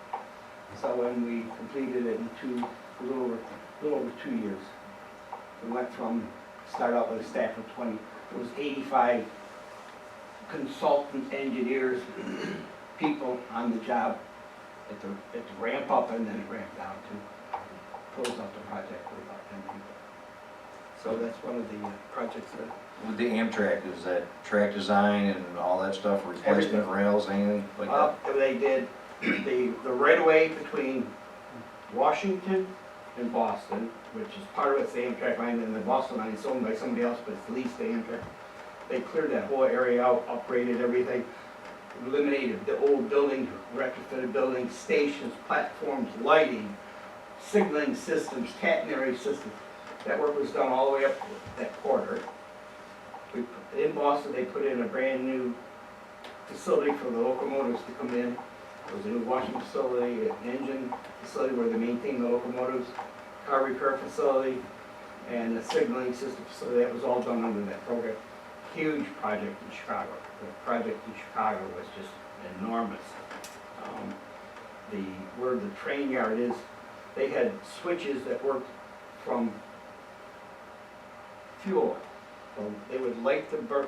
So in wintertime, to keep the switches from icing up, they would go out and light all these things with and burn the snow and ice off of them. That was all changed over to electric temperature controlled switches. So everything there, if it was built up on ice or temperature, electric switches would come on, keep it clear. New washing facilities, new platforms, new stations, new lighting. They have what they call a wheel true machine that turns all the wheels on both the locomotive to keep them true and round because they build up and then they wear out. And so this is just in Florida where people, if they ride the train, go to Sanford on the auto train, that whole facility at Sanford had new roofs and new platforms and stations and lighting and vestibules, and those were just a few of the projects that we managed under this program. So, anyway, container hanging processes. I've done I won't go into all the details of all of these projects, but these are all the types of things that I've worked on, been involved with over 35 years. So I've worked on large places like the Port Authority of New York and New Jersey, all the way down to a small auto terminal for what I would call small loading facility for autos in Brunswick, Georgia. So that's part of the Georgia Port Authority. So anyway, this is the big one that I like. I spent almost 7 years up there on and off. It's the Port of New York. This is the come into this one here. This is what they call express rail. Zelko will know what that is. And this is the rail line that goes to it. This is the yard we designed. This is CSX rail line that goes over to Jersey City, and I'll show you a picture of that.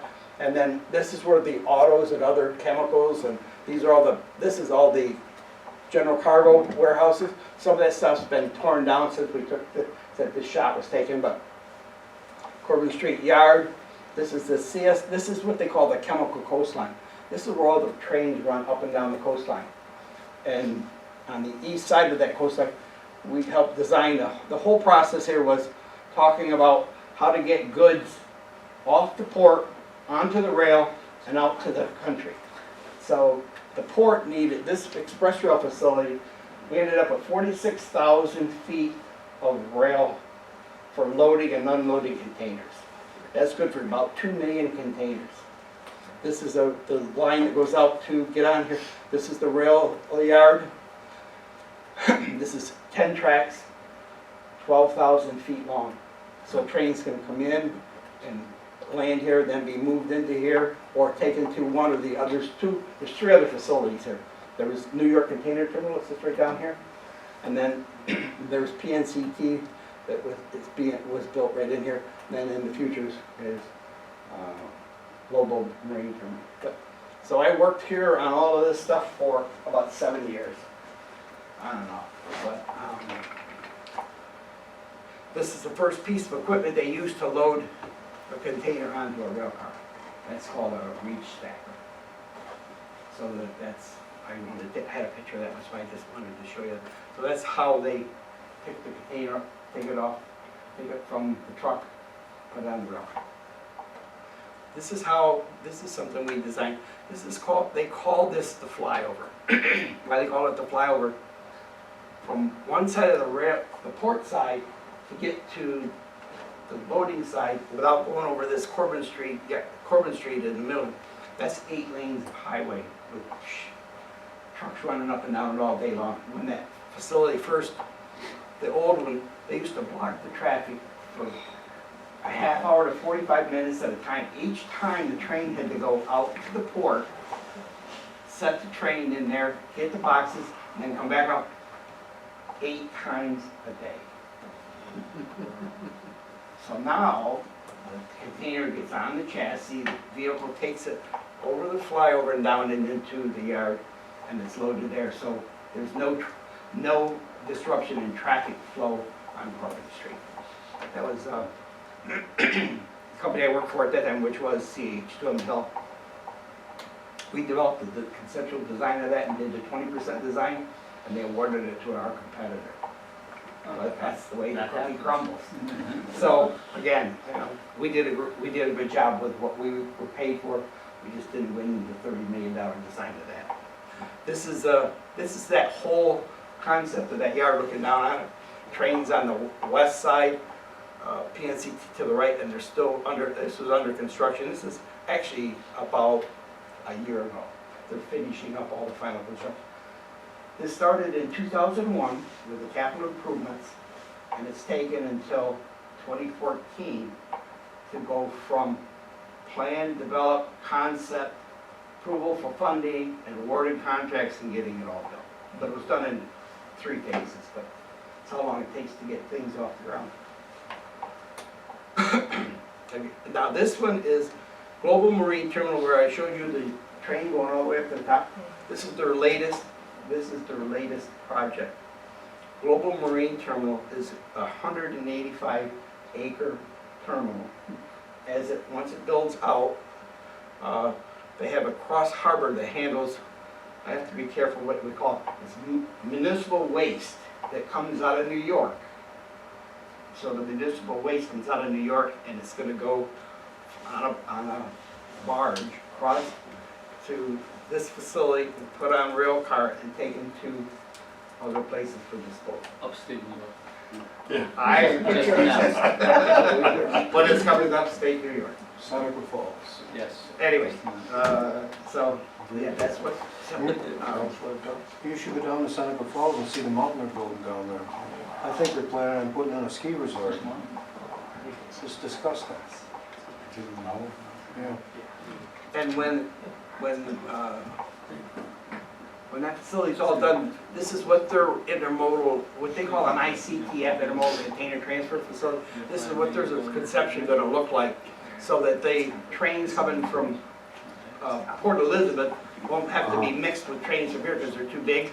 They will have their own train starts that will come from here and go right up the Chemical Coast and go to, they may end up right out here in Syracuse, because they do what they call, they fillet the trains, they block the trains. So they come from New York, go up through to Albany, and then go east, or west, through Syracuse. And then just one thing that Terry does bring, there's a connection to us. Yes, we have a small facility here. We'll have a capability up to 40 to 45 rail cars being installed, potentially a small unit train. And then one of the things that we are going to bring forth here is the Syracuse connections, the connections to upstate New York, and that's one of the things we're going to be discussing in the future. So kind of unique opportunity. We have the big wig from the Great Lakes here, but but we will also have the engineer that has done the downstate engineering. I thought it'd be kind of important that we connect them to some of the upstate work that we've done. The top 2 are the stats on container volume through the ports of New York, from the inception of these new concepts to the building out, and how even when the dip in 08, actually it was 08 into 09 is when, even though a lot of things happened in 08, The ports actually recognize things about 6 months Yeah. prior to and 6 months after. So whenever anything's going on, you already know about it well in advance both ways, either if it's a dip or if it's a growth pattern.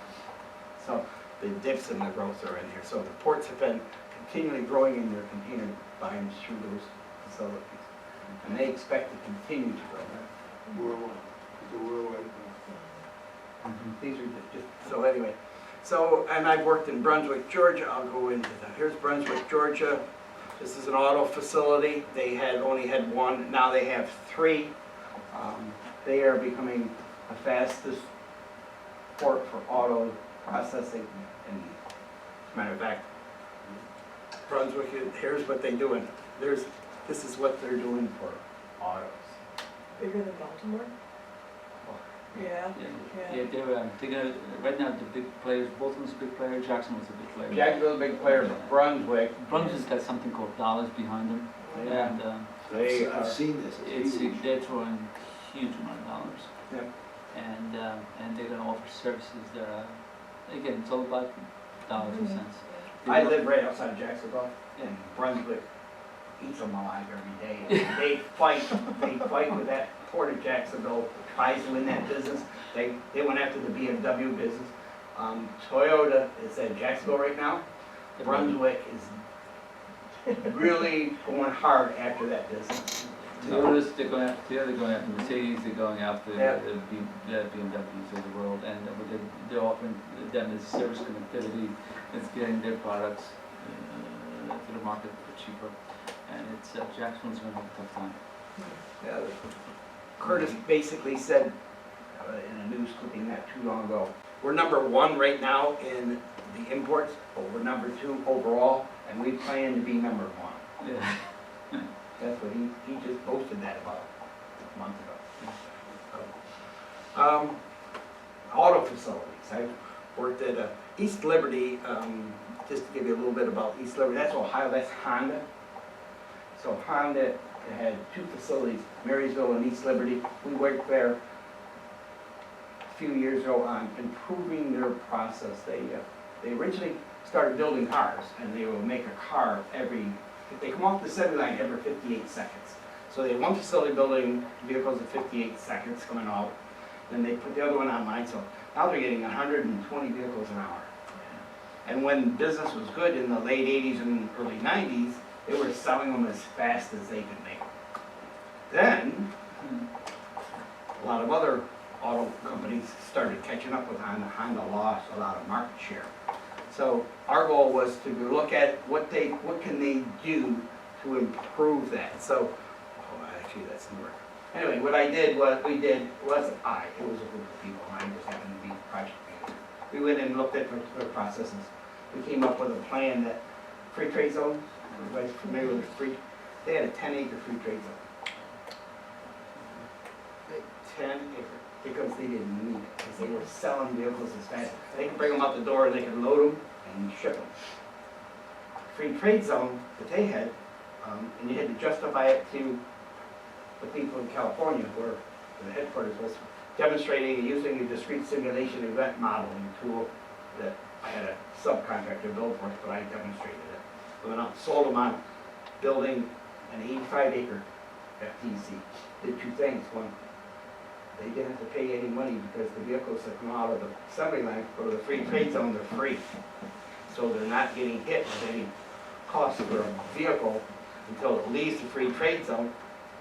Secondly, they could manage their delivery site, they could manage their delivery of their vehicles better than what they were doing, because they were trying to push them up to the dealers, and the dealers didn't want them, and they were having a lot of problems. So we developed 2 phases in that. The first phase was the free trade zone that allowed them to build the vehicles, not stop their production, but then put them in the free trade zone, hold them, and then release them as the sales come out. The second part of it was their loading process. They loaded what they call load lane processing. They'd load vehicles for Chicago in a load lane. And they were getting backed up, and they were having problems with production and loading and missing loads because they had people in trucks running around trying to load vehicles. So we developed areas, load areas. So all the Chicago automobiles were in an area. All the automobiles for Newark, New Jersey were in an area. So we created a loading area, and then they could send the drivers in, and they could load all the vehicles from that area to the rail cars or the trucks from that area, rather than, that was an old style So process. even a longshoreman could do it? Pardon? Even a longshoreman could do it? Even the longshoremen's.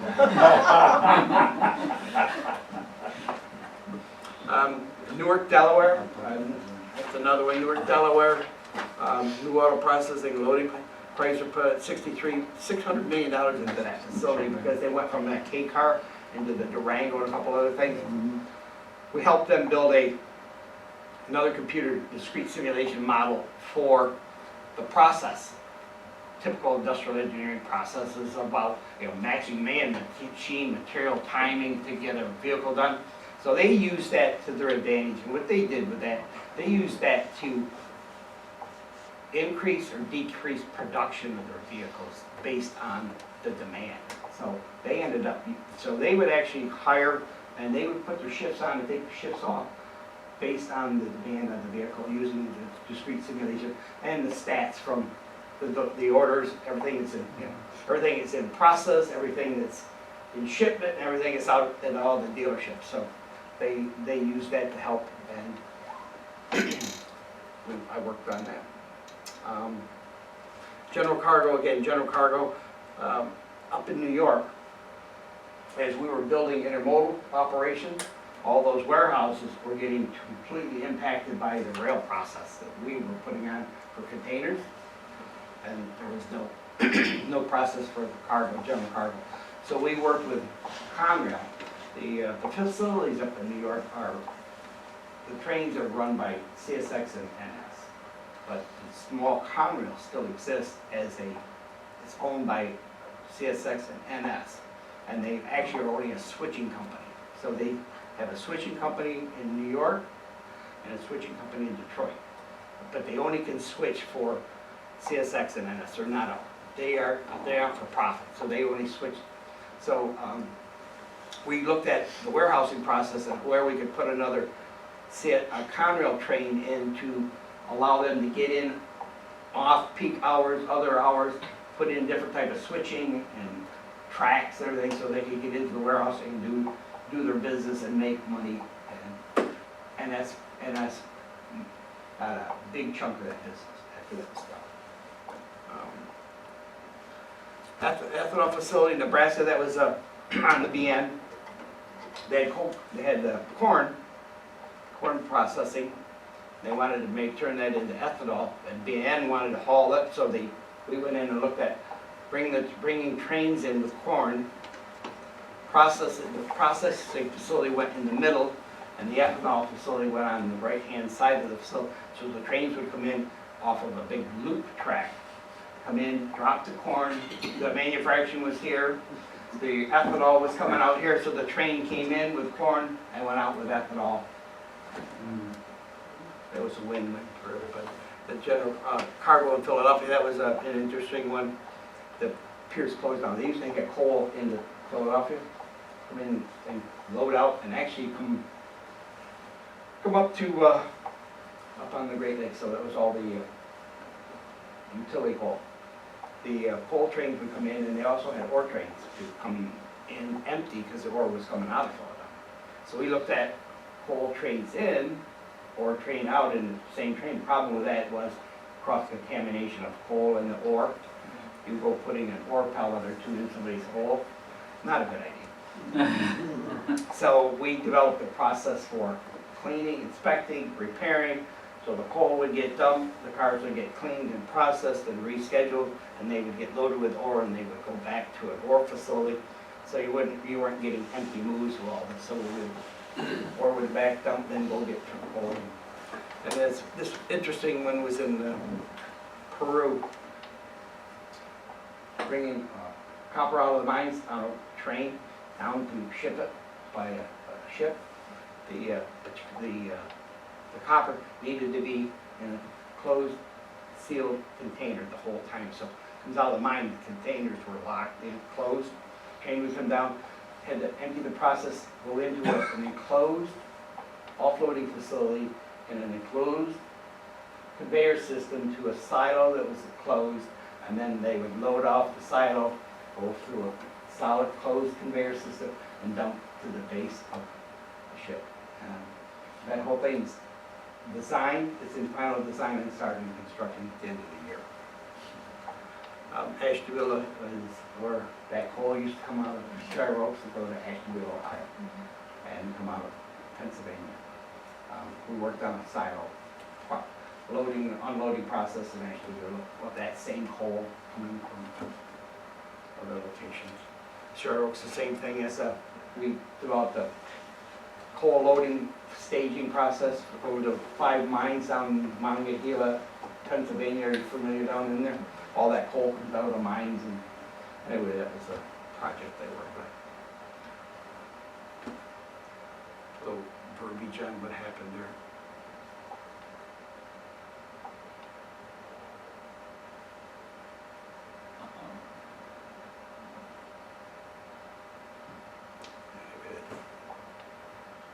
So, Well, one of the things I want you to notice about every, there's a couple things that strategically put on there.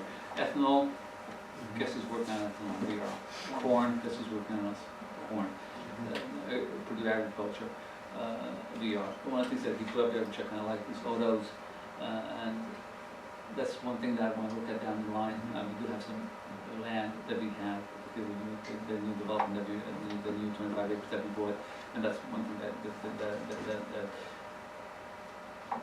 and Terry and I have been traveled together in survived many of South America, and we talked about it a little bit at lunch. We survived many of the Costa Ricans, and we survived many of the ports down there where people bringing suitcases of money to get noticed. And of course, we being the dopey Americans, we bring nothing but our credit cards, we don't bring them. And we didn't, but we survived many of those countries. He's very practical, extremely practical. He can work on a shoestring budget, cheapskate like me. But frugal.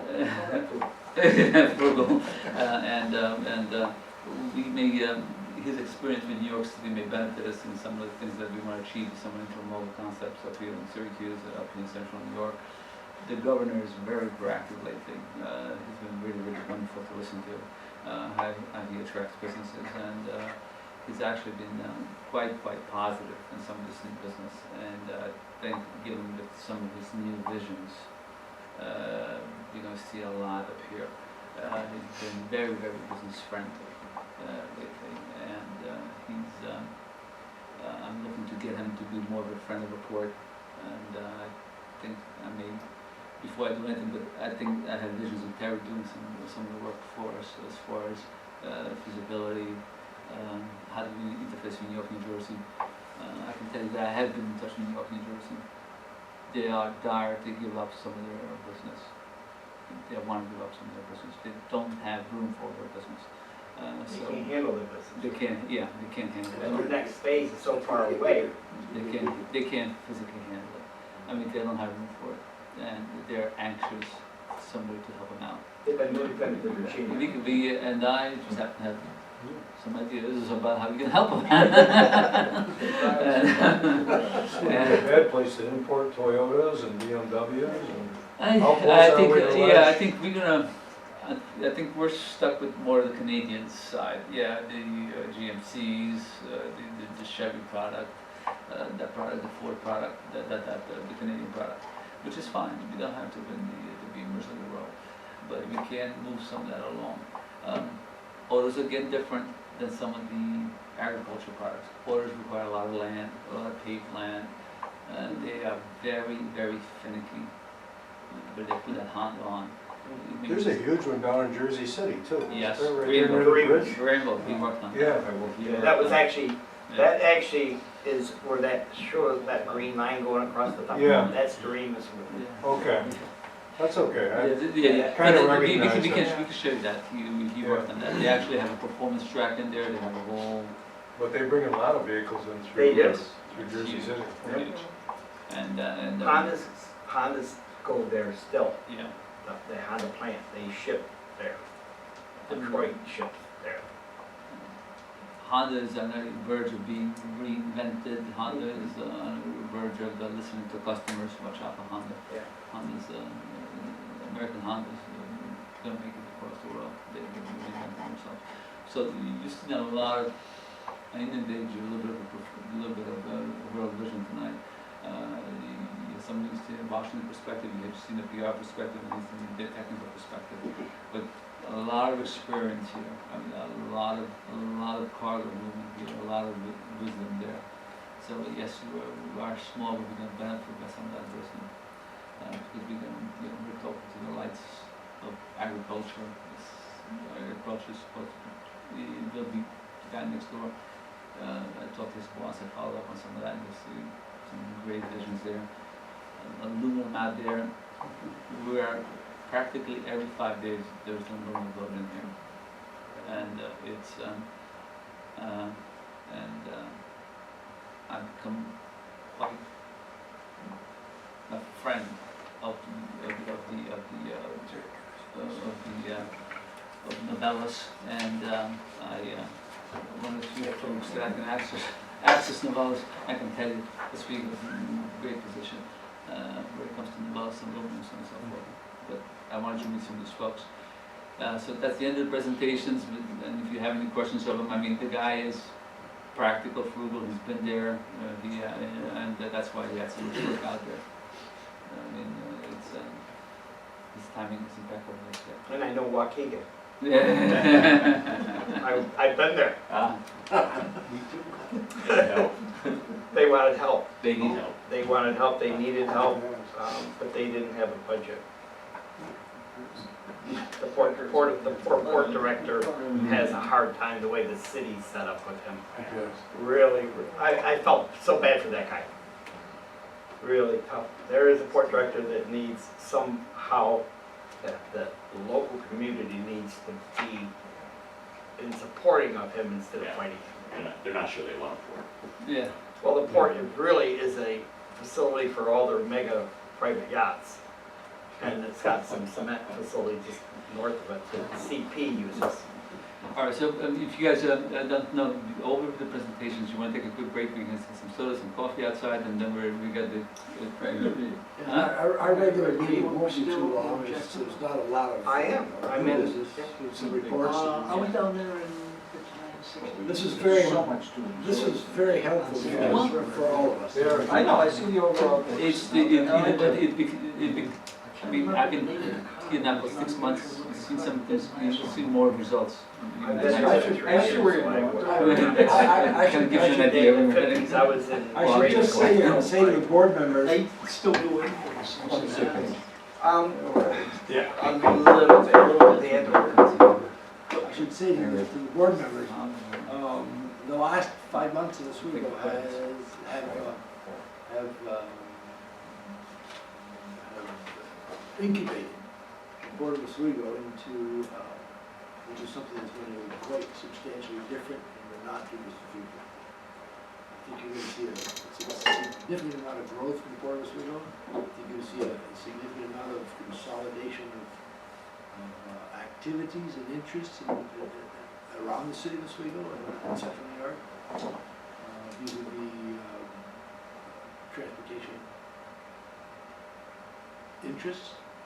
And the information you've heard tonight and which has been shared with you tonight is just to prepare the mental processes, all of our mental processes and our thought toward the board of Oswego has got quite a future here. And there are a lot of things we can do here.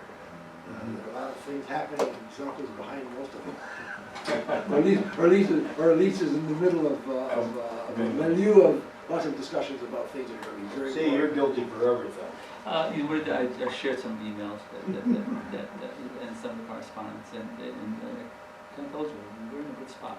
We just got to get, we are unified, we got to be more unified. To me, it's exciting to see Zelko have at hand experts and extremely knowledgeable people who are going to be able to be intense value, incredible value to us.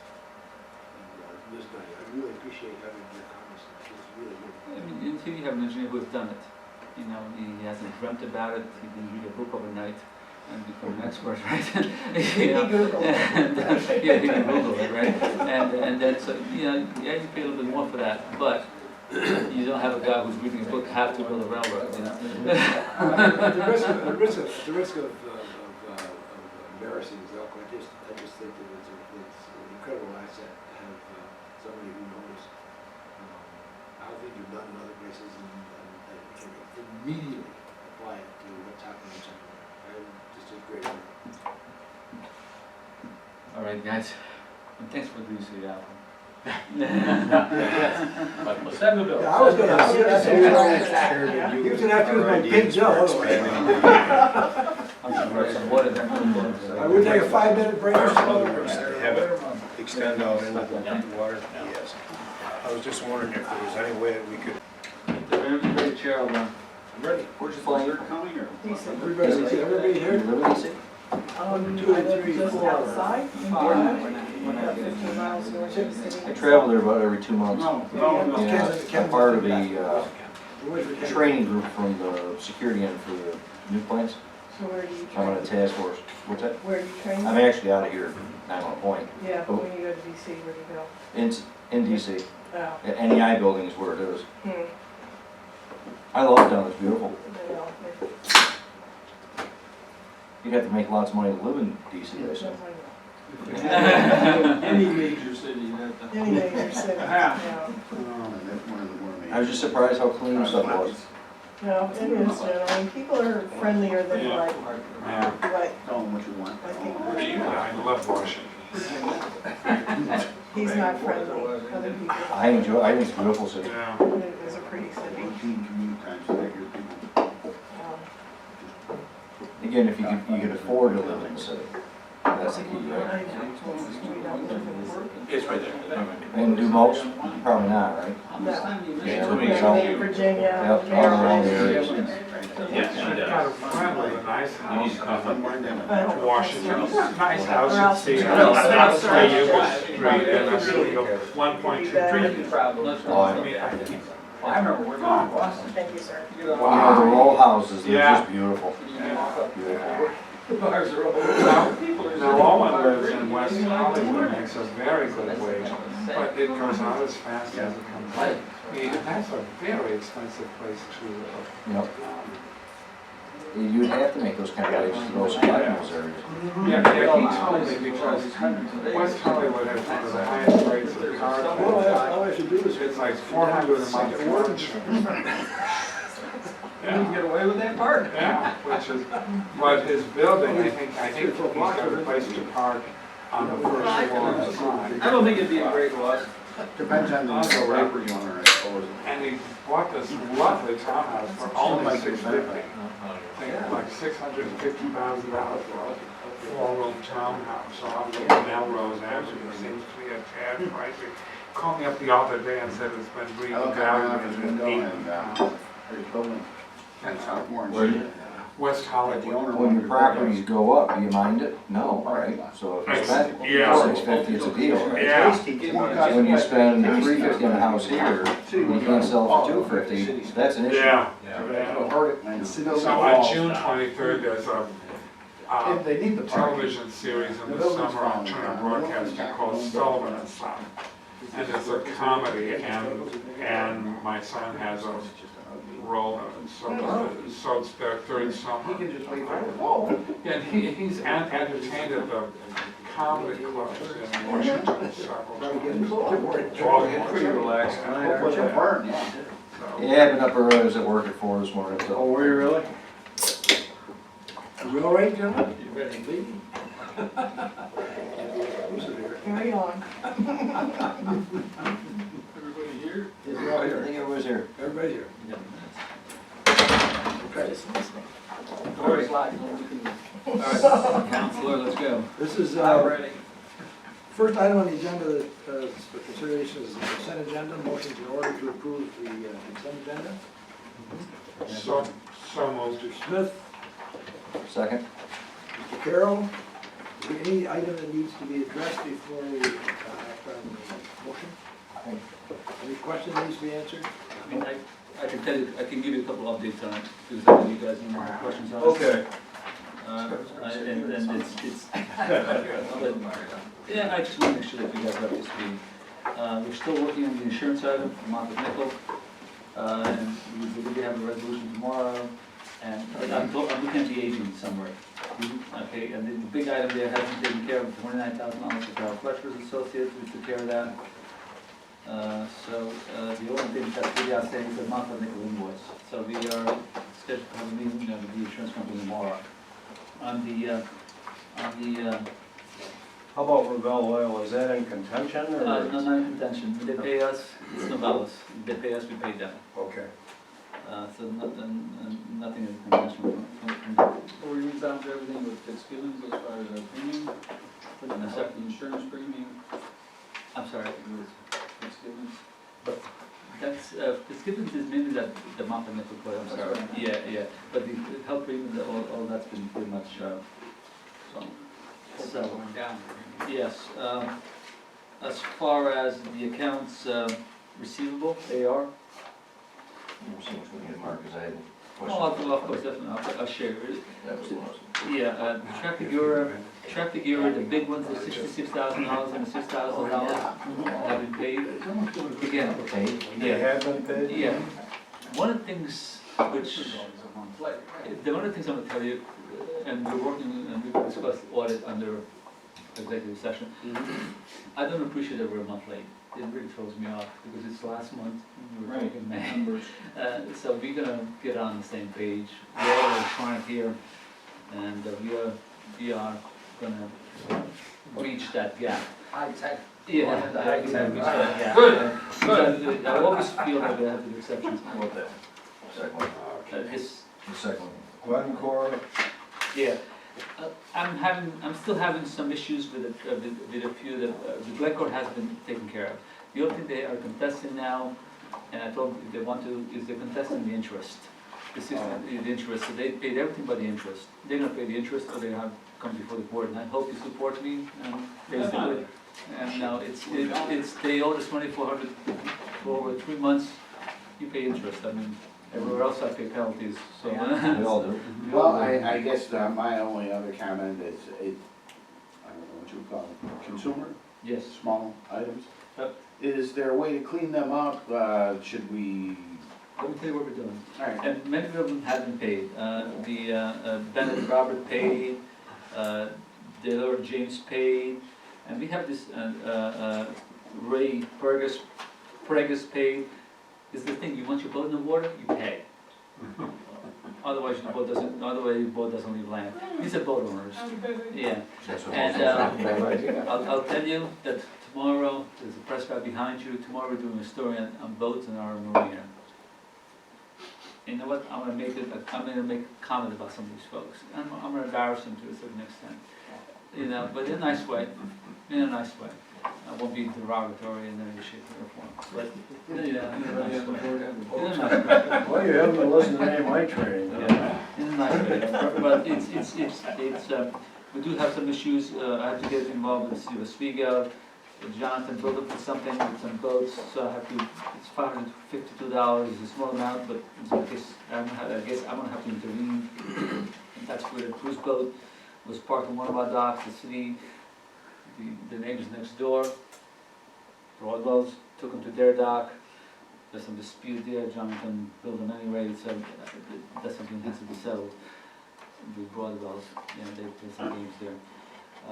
Yes. Didn't know they do that. Yeah, I'll give you an update in that executive session on some of those items there. But I'll get, I told the marina fellow this afternoon, we gotta clean this up, and he's gonna be calling them. I'm tired of it, I don't wanna see him just like you do. I'm over it, and I've been looking at it for the last couple of months. We gotta clean them up. We do have a number of derelict boats, which we're gonna be auctioning off, so if anybody's interested in some fiberglass and lead, let us know. We have some for you. I don't know those things up. But we gotta give you some of that. I don't think they're floating. Yeah, no, the boats themselves are not worth much. That's what Zilko, what is the bill from McKeel? McKeel owes us some money, and, yeah, it's, McKeel's,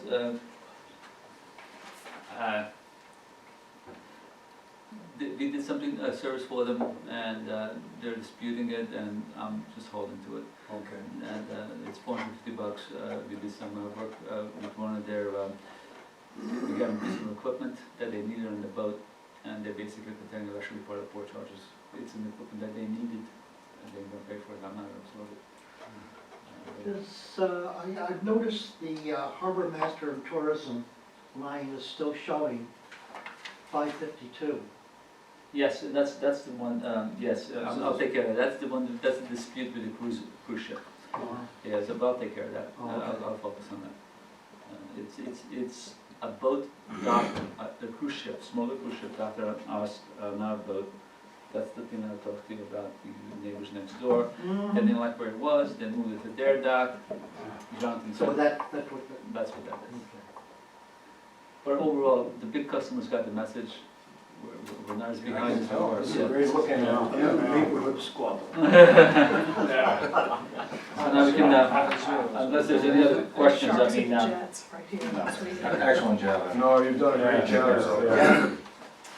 Okay, then the motion is made and seconded and discussed to the consent agenda. All in favor? Aye. Opposed? It is unanimous. Brings us to, we've already done presentations. Item number 3 on the agenda, reports. And the first report is Exhibit C, the Executive Director and Administrative Services Report. and here I combined the report just like I did last time. Yeah. This is required of myself. The performance report, you guys can read it. Basically, we already had 3 aluminum barges. The facility shows we had the aluminum barge with 5,500 metric tons. They had a potash ship which direct discharge. In fact, it was one of the pictures that Steve showed. You see the other night, and then deposit potash. We had a large aluminum boat this past weekend. We basically worked the entire Sunday. It was one of the largest boats that we had. So we've been quite busy. There's aluminum all over the place, as you can see out there. The rail project meeting right behind me, you see a whole bunch of plans. That's the railroad expansion center. I have some pictures, you guys see them. I didn't show it to Steve, I'll show it to the, that's the speaker and mold center that we're building. Again, the proposals for that do tomorrow. We also have the marina, that's been out there. All of these things have been well received.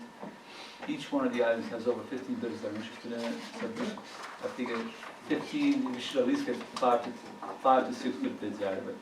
So we have the marina going on, we have the Sweet and Mold Center going on, and just to make things interesting, towards the end of the week, right, we have the solar project that we've been talking about. So I put a lot of heat on our project manager, I don't know, overseer, whatever, yeah.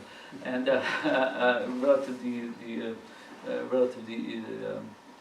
solar project. When people have questions, don't get answers, that they go elsewhere. You gotta answer contractors' questions. If you don't, they'll go for lower lying fruit. And I think that's something that we could have done a little bit better.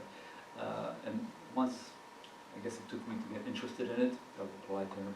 It was another term I got quite irritated. We're paying somebody all this money, I want answers, so it really worked. I mean, I have to give credit to Scriber. Scriber really took the ball with it and ran. We contacted the people, we got them back interested. I talked to them. Now, just renewed focus on the environmental and on the solar project, and we give it to the end of the month to revitalize their bids. So right now, it looks good. At least we'll get some interest going. So that's very positive. New interest or from old companies, old project companies? All projects, you know what happened is, they have so many different opportunities out there. They were asking some questions, and we relied on third-party contractors to get back to them. And I've been in business too long. It's your own house. You got to get back to them. You cannot count on engineers to get back to them because they're just contractors. He doesn't care. He cares when you show that you care. And well, it's whose job? No, it's our job to get back to them. It's our job to prod the engineers to get back to them and answer the correct questions. And if there's any instances of misunderstandings, you clear up the misunderstandings. And, our folks clean up the misunderstandings. The engineer didn't know it. So it's shepherding, and I think we were doing that as effectively as we should. And that kind of helped spread this along.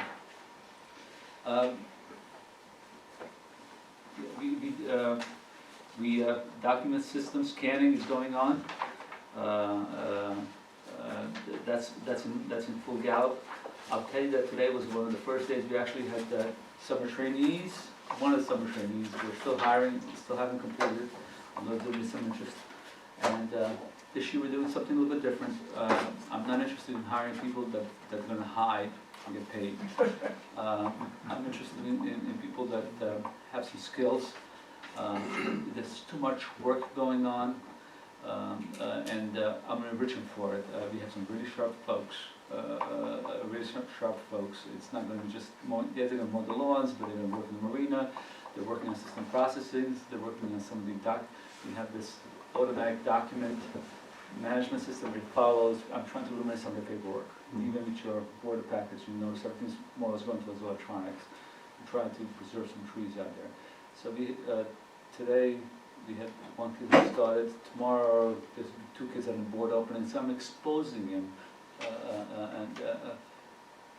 But it's more than just breathing. I want some input, and there's some really bright kids out there. And they'll get something out of it in return. And they'll get something out of it in return. And so it's different. It's going to be beneficial for them, and it's going to be beneficial for us. So you see some of that. I do want to tell you that again, correctly describe it. We are successful in getting a safety grant. The scriber has been busy. We're pretty much applying for every grant we can find. And we have gotten one already, $44.53, basically a safety grant, where we have over 56 people working for us. And we run a training film, we bring the person from the outside. Today was a discussion on defensive driving. Last week we had lifting. We did specific topics. And what this does is, 1, it benefits the men, safe environment. 2, it benefits us on our insurance premiums, because these are the same vendors that talk to the insurance underwriters. So far we've been doing really good. We've been having unannounced inspections. She does unannounced inspections. She comes in, looks for safety equipment, for fire extinguisher equipment, for accessibility to fireboxes, accessibility to electrical boxes, and we've been passing all those with flying colors, and that should translate to a lower premium. We are still working on a couple of large grants. Some of the members present. USDA grant being one. The Port Security grant we just finished today. We were working on the New York State Department of Transportation Passenger Freight Assistance Program grant. We are working on a grant, 2 more grants, which is this week on the Model Center, which will talk about paving the entire center. I've been doing a lot of work behind the scenes with that. Zilko, could we have, maybe have Bill put together A list. a synopsis of We will. where we stand with the grants, how much work is completed? I mean, he's gotten us so many grants, Right. it's kind of hard to keep track of everything in my head. We will. I mean, and we will. Right now we have 4 outstanding grants that we're taking money from, and we have applied for 4 additional ones, and we'll give you a synopsis. Just to kind of keep us on track. Absolutely fair. Okay. Absolutely. We work with them every day, so we're kind of familiar with them. Yeah. But basically, we're gonna do more and more of these. I can see. Grants out there, and we're getting quite good at it. Really? The money's out there and he's getting it. Yeah. We're out there. Most of the time, just decent project, decent justification, decent write-up, and some backing. And we've been getting some backing. I tell you, the county's been really good. Our legislatures have been fantastic. They help us out with the letters, and so that has been really working in our favor. I tell you that, and this was Terry Wilcox, the engineer who was just here, who was outside. He's the one that led us to the Port of Albany. I sent Scriber and one of the other guys down to Port of Albany. And it's just on a mission, just to find out what they're doing. And then I followed up subsequently, talked to some of the labor, and I even talked to John near the table. The whole concept of gelling the ports is taking it's making a lot of traction, it's very positive results. Are they making money on the transportation of petroleum products down through there? In Albany? Yeah. Albany's doing pretty well. Is there some way we could get involved in that? Nobody transports for nothing. We can talk about it in a different meeting. Okay. Yeah, Everything's in the works. yeah, there's a lot of things that we're working on. We're working on between $5 and $10 million in grants just this summer for Yeah. infrastructure. Yeah, and we are, you know what, we've been approaching our airport neighbors and they've been quite receptive, that's all I'll say. And it's been working really well. It's good for everyone. Exactly. The other thing that you'll notice, I put some curves in your table, and these are significant. I want to tell you, if you look at the averages, we are doing double what we did last year in terms of pieces per hour. And we're doing double, if not triple. Now, what that does... I'm sorry, I find a little humor in that. No, well, it's, yeah, there we go. It's a combination, one of the things I do, and I'll tell you, I'll give you credit. Somebody from management is here with them at all times. And it's miraculous. Well, my question was, Surprise, surprise. pieces per hour, but is it pieces per hour per worker? Oh, no, per team. We have, on the average, on the board, we have 7 to 8 people that are unloading. Last year, our average was below 230. This year, our average is double. Double is not. Well, that was the only question that wasn't clear, is this 10 people and this Yeah, it's 20? Yeah, there's a. How'd you do the 12 noon one? Tell them you're gonna withhold lunch if they didn't get You know what this entails? This entails, and it's just a different approach. All the breaks are staggered, we don't stop. This is continuous work. I lined up some of the better equipment, and I give people rolling breaks. And I can tell you that the majority of the worker attitude has been remarkable. And what this does, when subtil aluminum producers guarantee 250 pieces per hour, 250 metric tons per hour. We are doing more than double. It buys them time. And what this enables me to do, you can only figure where I'm going with this next. Once I'm continually producing above average, now I can get something. Right? Because there's a lot of savings in here. So in your eyes, it's more management oversight than what we were in the past? Yes. Absolutely. Oh, Tell yes.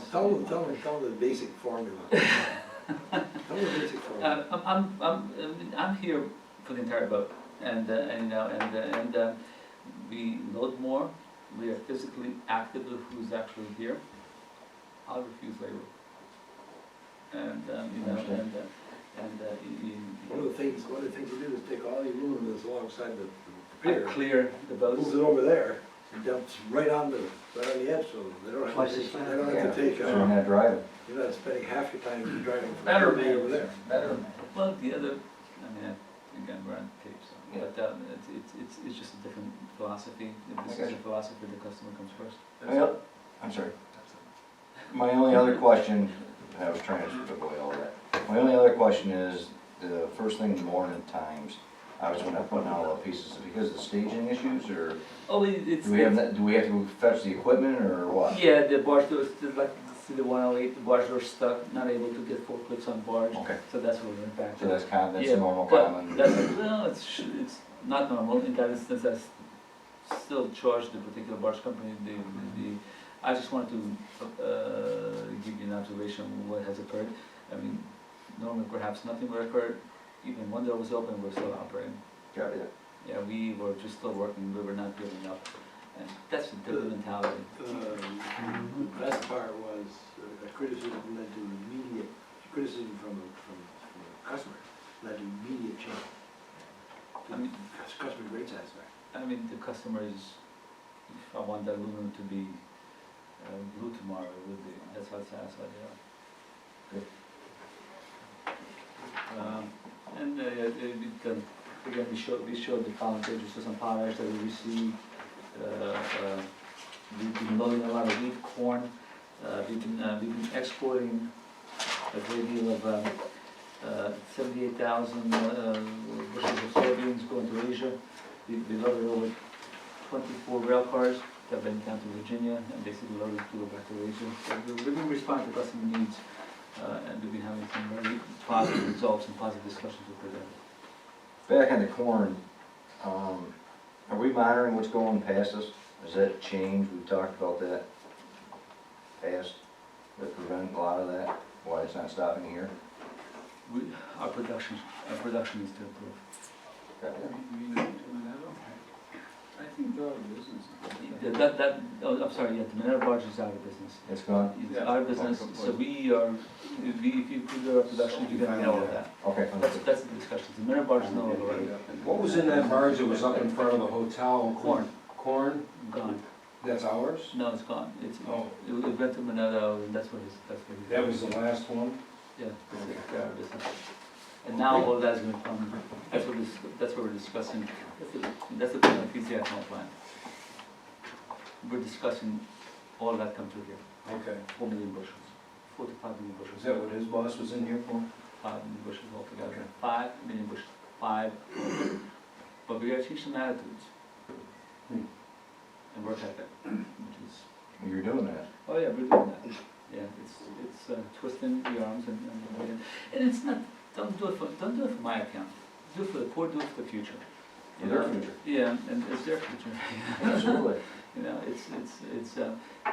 they have expectations, and he makes no bones about it. He wants a certain number of cars loaded, and we have to change some of that. Okay. But we have to change some attitudes, and we're in the process. It's been painful, but we're working it. Don't forget, 18, 19 years of doing what they want. Now all of a sudden, New sheriff comes in yeah, town. and all this happens. So it's been a little bit of a challenge. All right. Any other comments, reports, any questions? So, the thing I'm gonna lead you, again, is I said this the last time, I say it again, more of a teamwork attitude, and I'll tell you, for this last barge I wasn't here, I had Scriber here the entire time, and together with my little assistant Patty, and they were out there taking pictures. Certain people didn't like it, but it worked. I mean, we're not gonna leave them alone anymore, and that oversight really seems to be paid off. And I've worked with Bill, and I've worked with Patty got some pay out of it. Bill didn't. Bill did all this on volunteers. But I'll take care of him in other ways. So it's Good working relationship still? oh yeah. Good team. Yeah, it's team. I came over watching the barn, my wife and I came over, spent a couple hours watching. It was just beautiful. Yeah. Absolutely. The men actually appreciate the attention, and it's enormous because I truly do care. I mean, I've been buying Dunkin' Donuts left and right. I should get stock in that company. But Good shit, thank you. Yeah, oh yeah. It's a good production as well. Oh yeah, exactly. Yeah, exactly. And they love the attention because we do care. I'm not getting paid, but I'm out there with them 20 hours. Right, I do get paid in the aggregate of the whole thing, and the big pictures. But if I can stay to 20 hours without a break something day, they don't still hit the entire 20 hours. They work in 10-hour shifts and then remaining shifts. But little issues that we still have to work out, like this last barge, we moved close to 11,000 pieces, all of those, around the barge. We almost ran out of propane, but we'll fix that. Things we learned. Any other questions? Jerry, you look like you had a question. I was just wondering why we don't have a reserved propane. We're working on it. We do, A yeah. big, That's what the sector we we're gonna can do. feed off That's it exactly and, what we're gonna do. Right now, we're relying on bottles. yeah, And then yeah. we order cages now. I want a big tank out there, fill it ourselves. And I don't ever wanna worry about propane again. Right. I mean, that cost effective by the cylinder. Yeah, yeah, it's not working, and the propane company is actually coming in here Friday, some of the bottles are not completely full. You can still pay by the volume, but, you know, Sure. we need full bottles, you know, we don't need half a bottle, we need full bottles. And, you know, the fact that we have gone green and gone to propane, less pollution, less everything else, rah, rah, rah, we just gotta make sure we have enough supply. So we're commissioning, we're right on it. We're gonna get a big tank, fill our own, Great backup. yeah, and so we're right back up. Yeah, it's just like going to get your grill filled. Yeah, You put it on the scale, they don't check it out, but if you put in 1 gallon, they're gonna charge you for 4, cause that's, you know. That should definitely, and Commissioner, you've been there too, putting steak on, no gas.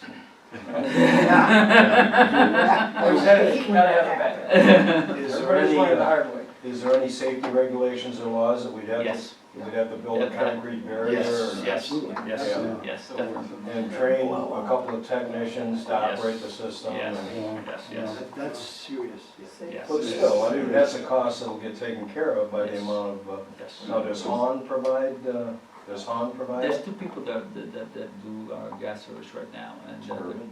which one? Suburban. Suburban, and the local fellow right up here, that does our work for us, and, we're gonna talk to them, we're gonna give locals a chance, and the locals don't wanna play, there's other people that wanna play. This is, we're gonna be consuming a great deal of that.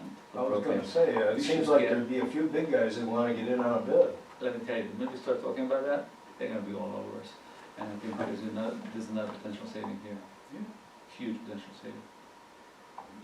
that we considered surveillance of the supply. I'm already doing that. We figured that out. Yeah. We're keeping an eye on a bunch of things these days. You can get lockout system, No tongue-in-cheek comments yet. just lockout system. Very fair. Yeah, we have a camera that watches it. Yeah, That yeah. stuff will move fast. Oh, yeah. A lot of stuff grows bugs here. But, Any other questions for Tom? All right, does the attorney have a report? Nothing for the general session. All right, there is no old business. There are 3 items of new business. Again, it's kind of late evening. The first item of new business is to consideration of entering into the Smart Watt Energy Program. Mr. yeah, President. and just briefly, this is the first presentation we had. This is where we are basically getting close to $100,000 of work for $31,594, and basically they're getting a rebate of 67.79%. I mean, What was the? Very good. payback is less than, payback options, I can amortize it over the time, Yeah. or I can just add a small fee to the, so I'll get together with our financial person, find out what place works for us. But they have many different options. So they'll take it less than a year in any Less circumstance. than a year. You're a finance guy, less than a year, you just jump on it. Well, I'll make the motion that we proceed. Motion is made to approve and second. Yes, Well, wait, are we gonna discuss how we're gonna pay it back, or? You know what, I'll get to our financial person, and most likely we'll, Three options. it's 3 options. Yeah. The Mr. Carroll is 24 very month nice. is without interest, Yes. is that right? And guess what we'll take? I would think it's. Or you pay that, you get a 50% discount. Whatever is 24 the, month payback is with no interest. Well, they all are. Yeah, but you get this discount. So I'll get together with Debbie, if we have cash, we'll pay all of the one piece to get 50% additional Need a discount. second. we already have a I'll second. second. We already have a second. Mr. Smith. Excuse me, Mr. Brown. It's almost the same. Mr. Gerhard, Mr. Gerhard, get out. I guess We shouldn't sit the together. only other comment I can make is if you have the cash, then at 15% rate of return is, you're not gonna get anywhere else. No. I think we can trust the executive director to do Yes. the very best. I've been being taught by you, haven't I? I think you brought that with you. No, come on, take the. Kudo. All right, motion's made to approve the the implementation of this energy city plan. Made and seconded, any discussion further? All in favor? Aye. Opposed? It is unanimous. The next item is your forklift lease quotes. Next item is, Yeah, and I gotta be, again, I'm cautious. But this is the, this is this is Exhibit E. Exhibit E. We have gone out and we have returned our old forklift equipment, and we're now got new ones. That's right, listen. What happened to all those forklifts we bought They're for released. $1? We still have them here. We do. Yeah, and I'll tell you, they did it, we have them here, even this past Sunday. Our guys are very hard on equipment, I would never do it again. This new proposal I have before you, I would do everything that I would buy, it's gotta be covered by a maintenance plan or guarantee. We have too many people driving the equipment, and they're not all a fair network of drivers. Our pavement out there is rough. We beat the living whatever life we had. So you say the fair market value leases are better than the capital Yes. leases? Yes, because we drive the equipment to the ground. I mean, Is there something that's typically wrong with each one of them? tires, hydraulic leaks,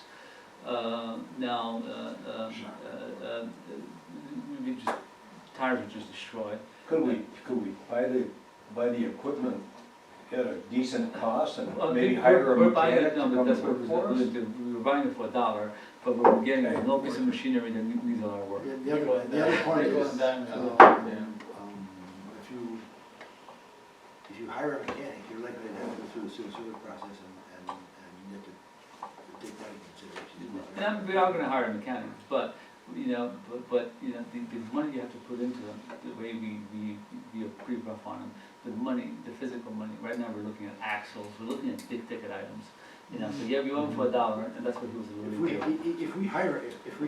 If we already have at least one mechanic on our payroll, if we hire a mechanic. Yeah, additional one. But the thing of it is, we have all this equipment, it seems like we should. Well, then maybe we should trade it all in and just Well, get fair my market point- value If we get leases. some, I mean, So give me that a we can hammer, turn I'll the drive a wheel. nail, you know what I'm saying? It's not gonna be. The chair is trying to make a point. The point is, if we hire somebody, it's just, one mechanic is not gonna solve the problem, it's just too much work to do. You're gonna need a bevy, you're gonna need a team of mechanics to handle that much equipment with that much damage. So if he's got. I'll show you what I did. Everything that since I came here, everything that I bought, everything that I entered into agreement with, comes under the maintenance lease, comes under a program, right? Even this last one, and I apologize, the fact that yours is not in color. I have mine at work. Oh, okay, but most of them, some of them have it in color, I guess. But I'll pass these around. And what I want you to look at is, the 6,000, which is the second one from the left, and the last one, 9,000 pound with the maintenance contract. What I did was, not actually also you can get a benefit of it.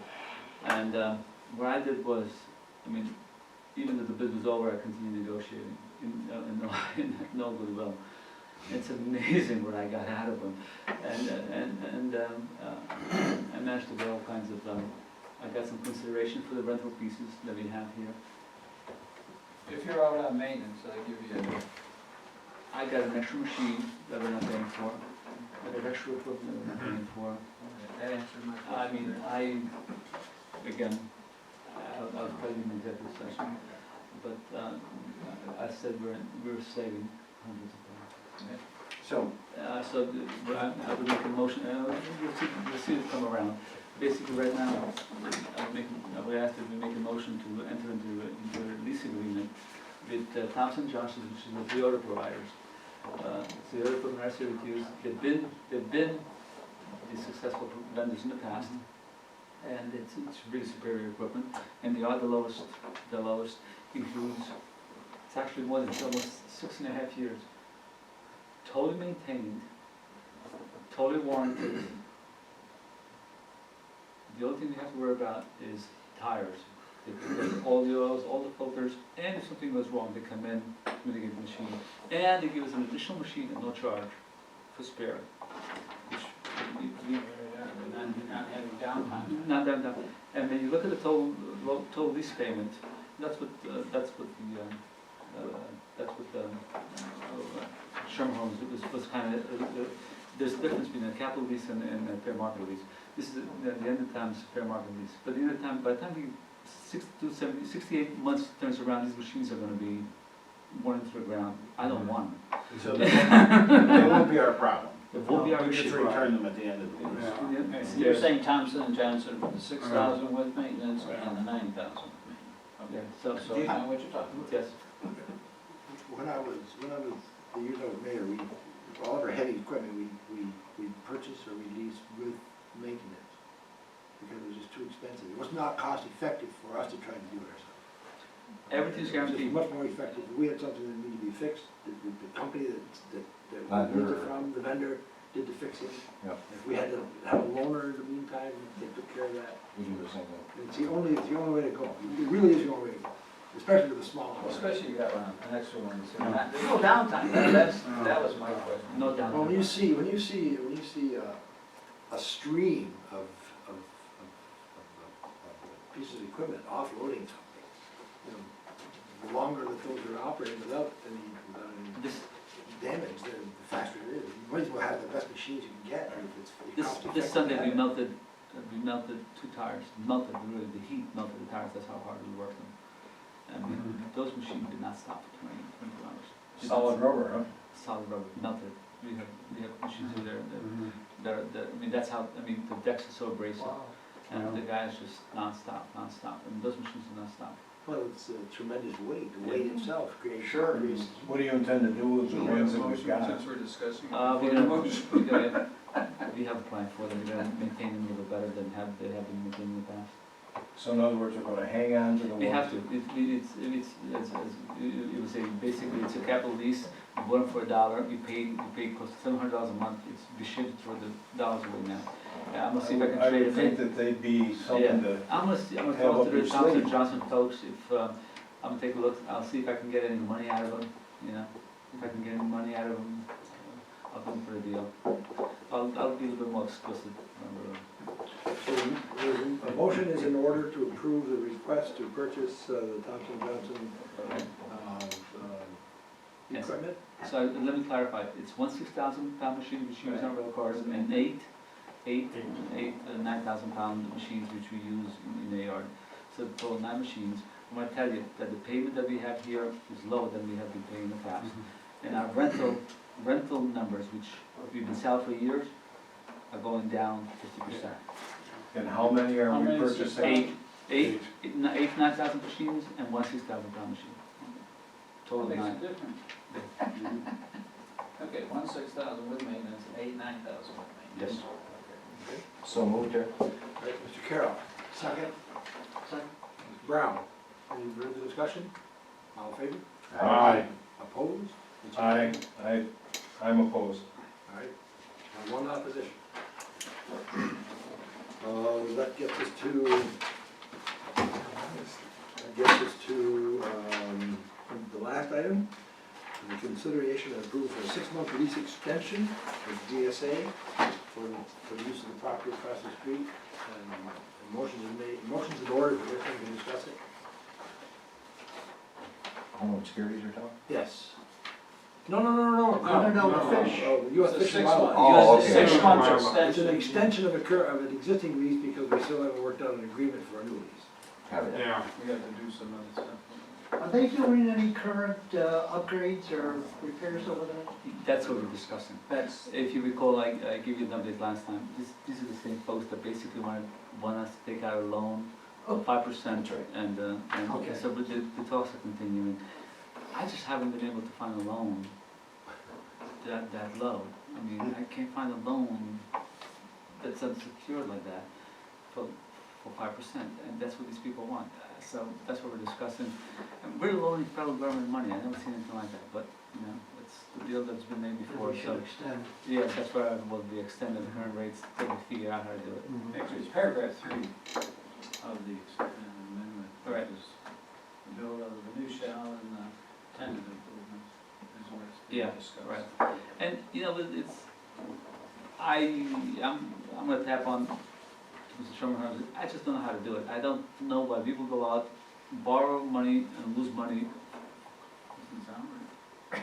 but, you know, We go through a credit union, 7.5 home equity loan, or? I don't know how to do it, and, you know, and they're okay with it, of course they'll be okay with it, but I've never seen a small entity like us being federal government. That's the issue, borrowing money and paying the federal government interest. Yeah, we're bargaining with the federal government. Right. It's a losing proposition. I just don't understand it, but, I'll try to figure it out.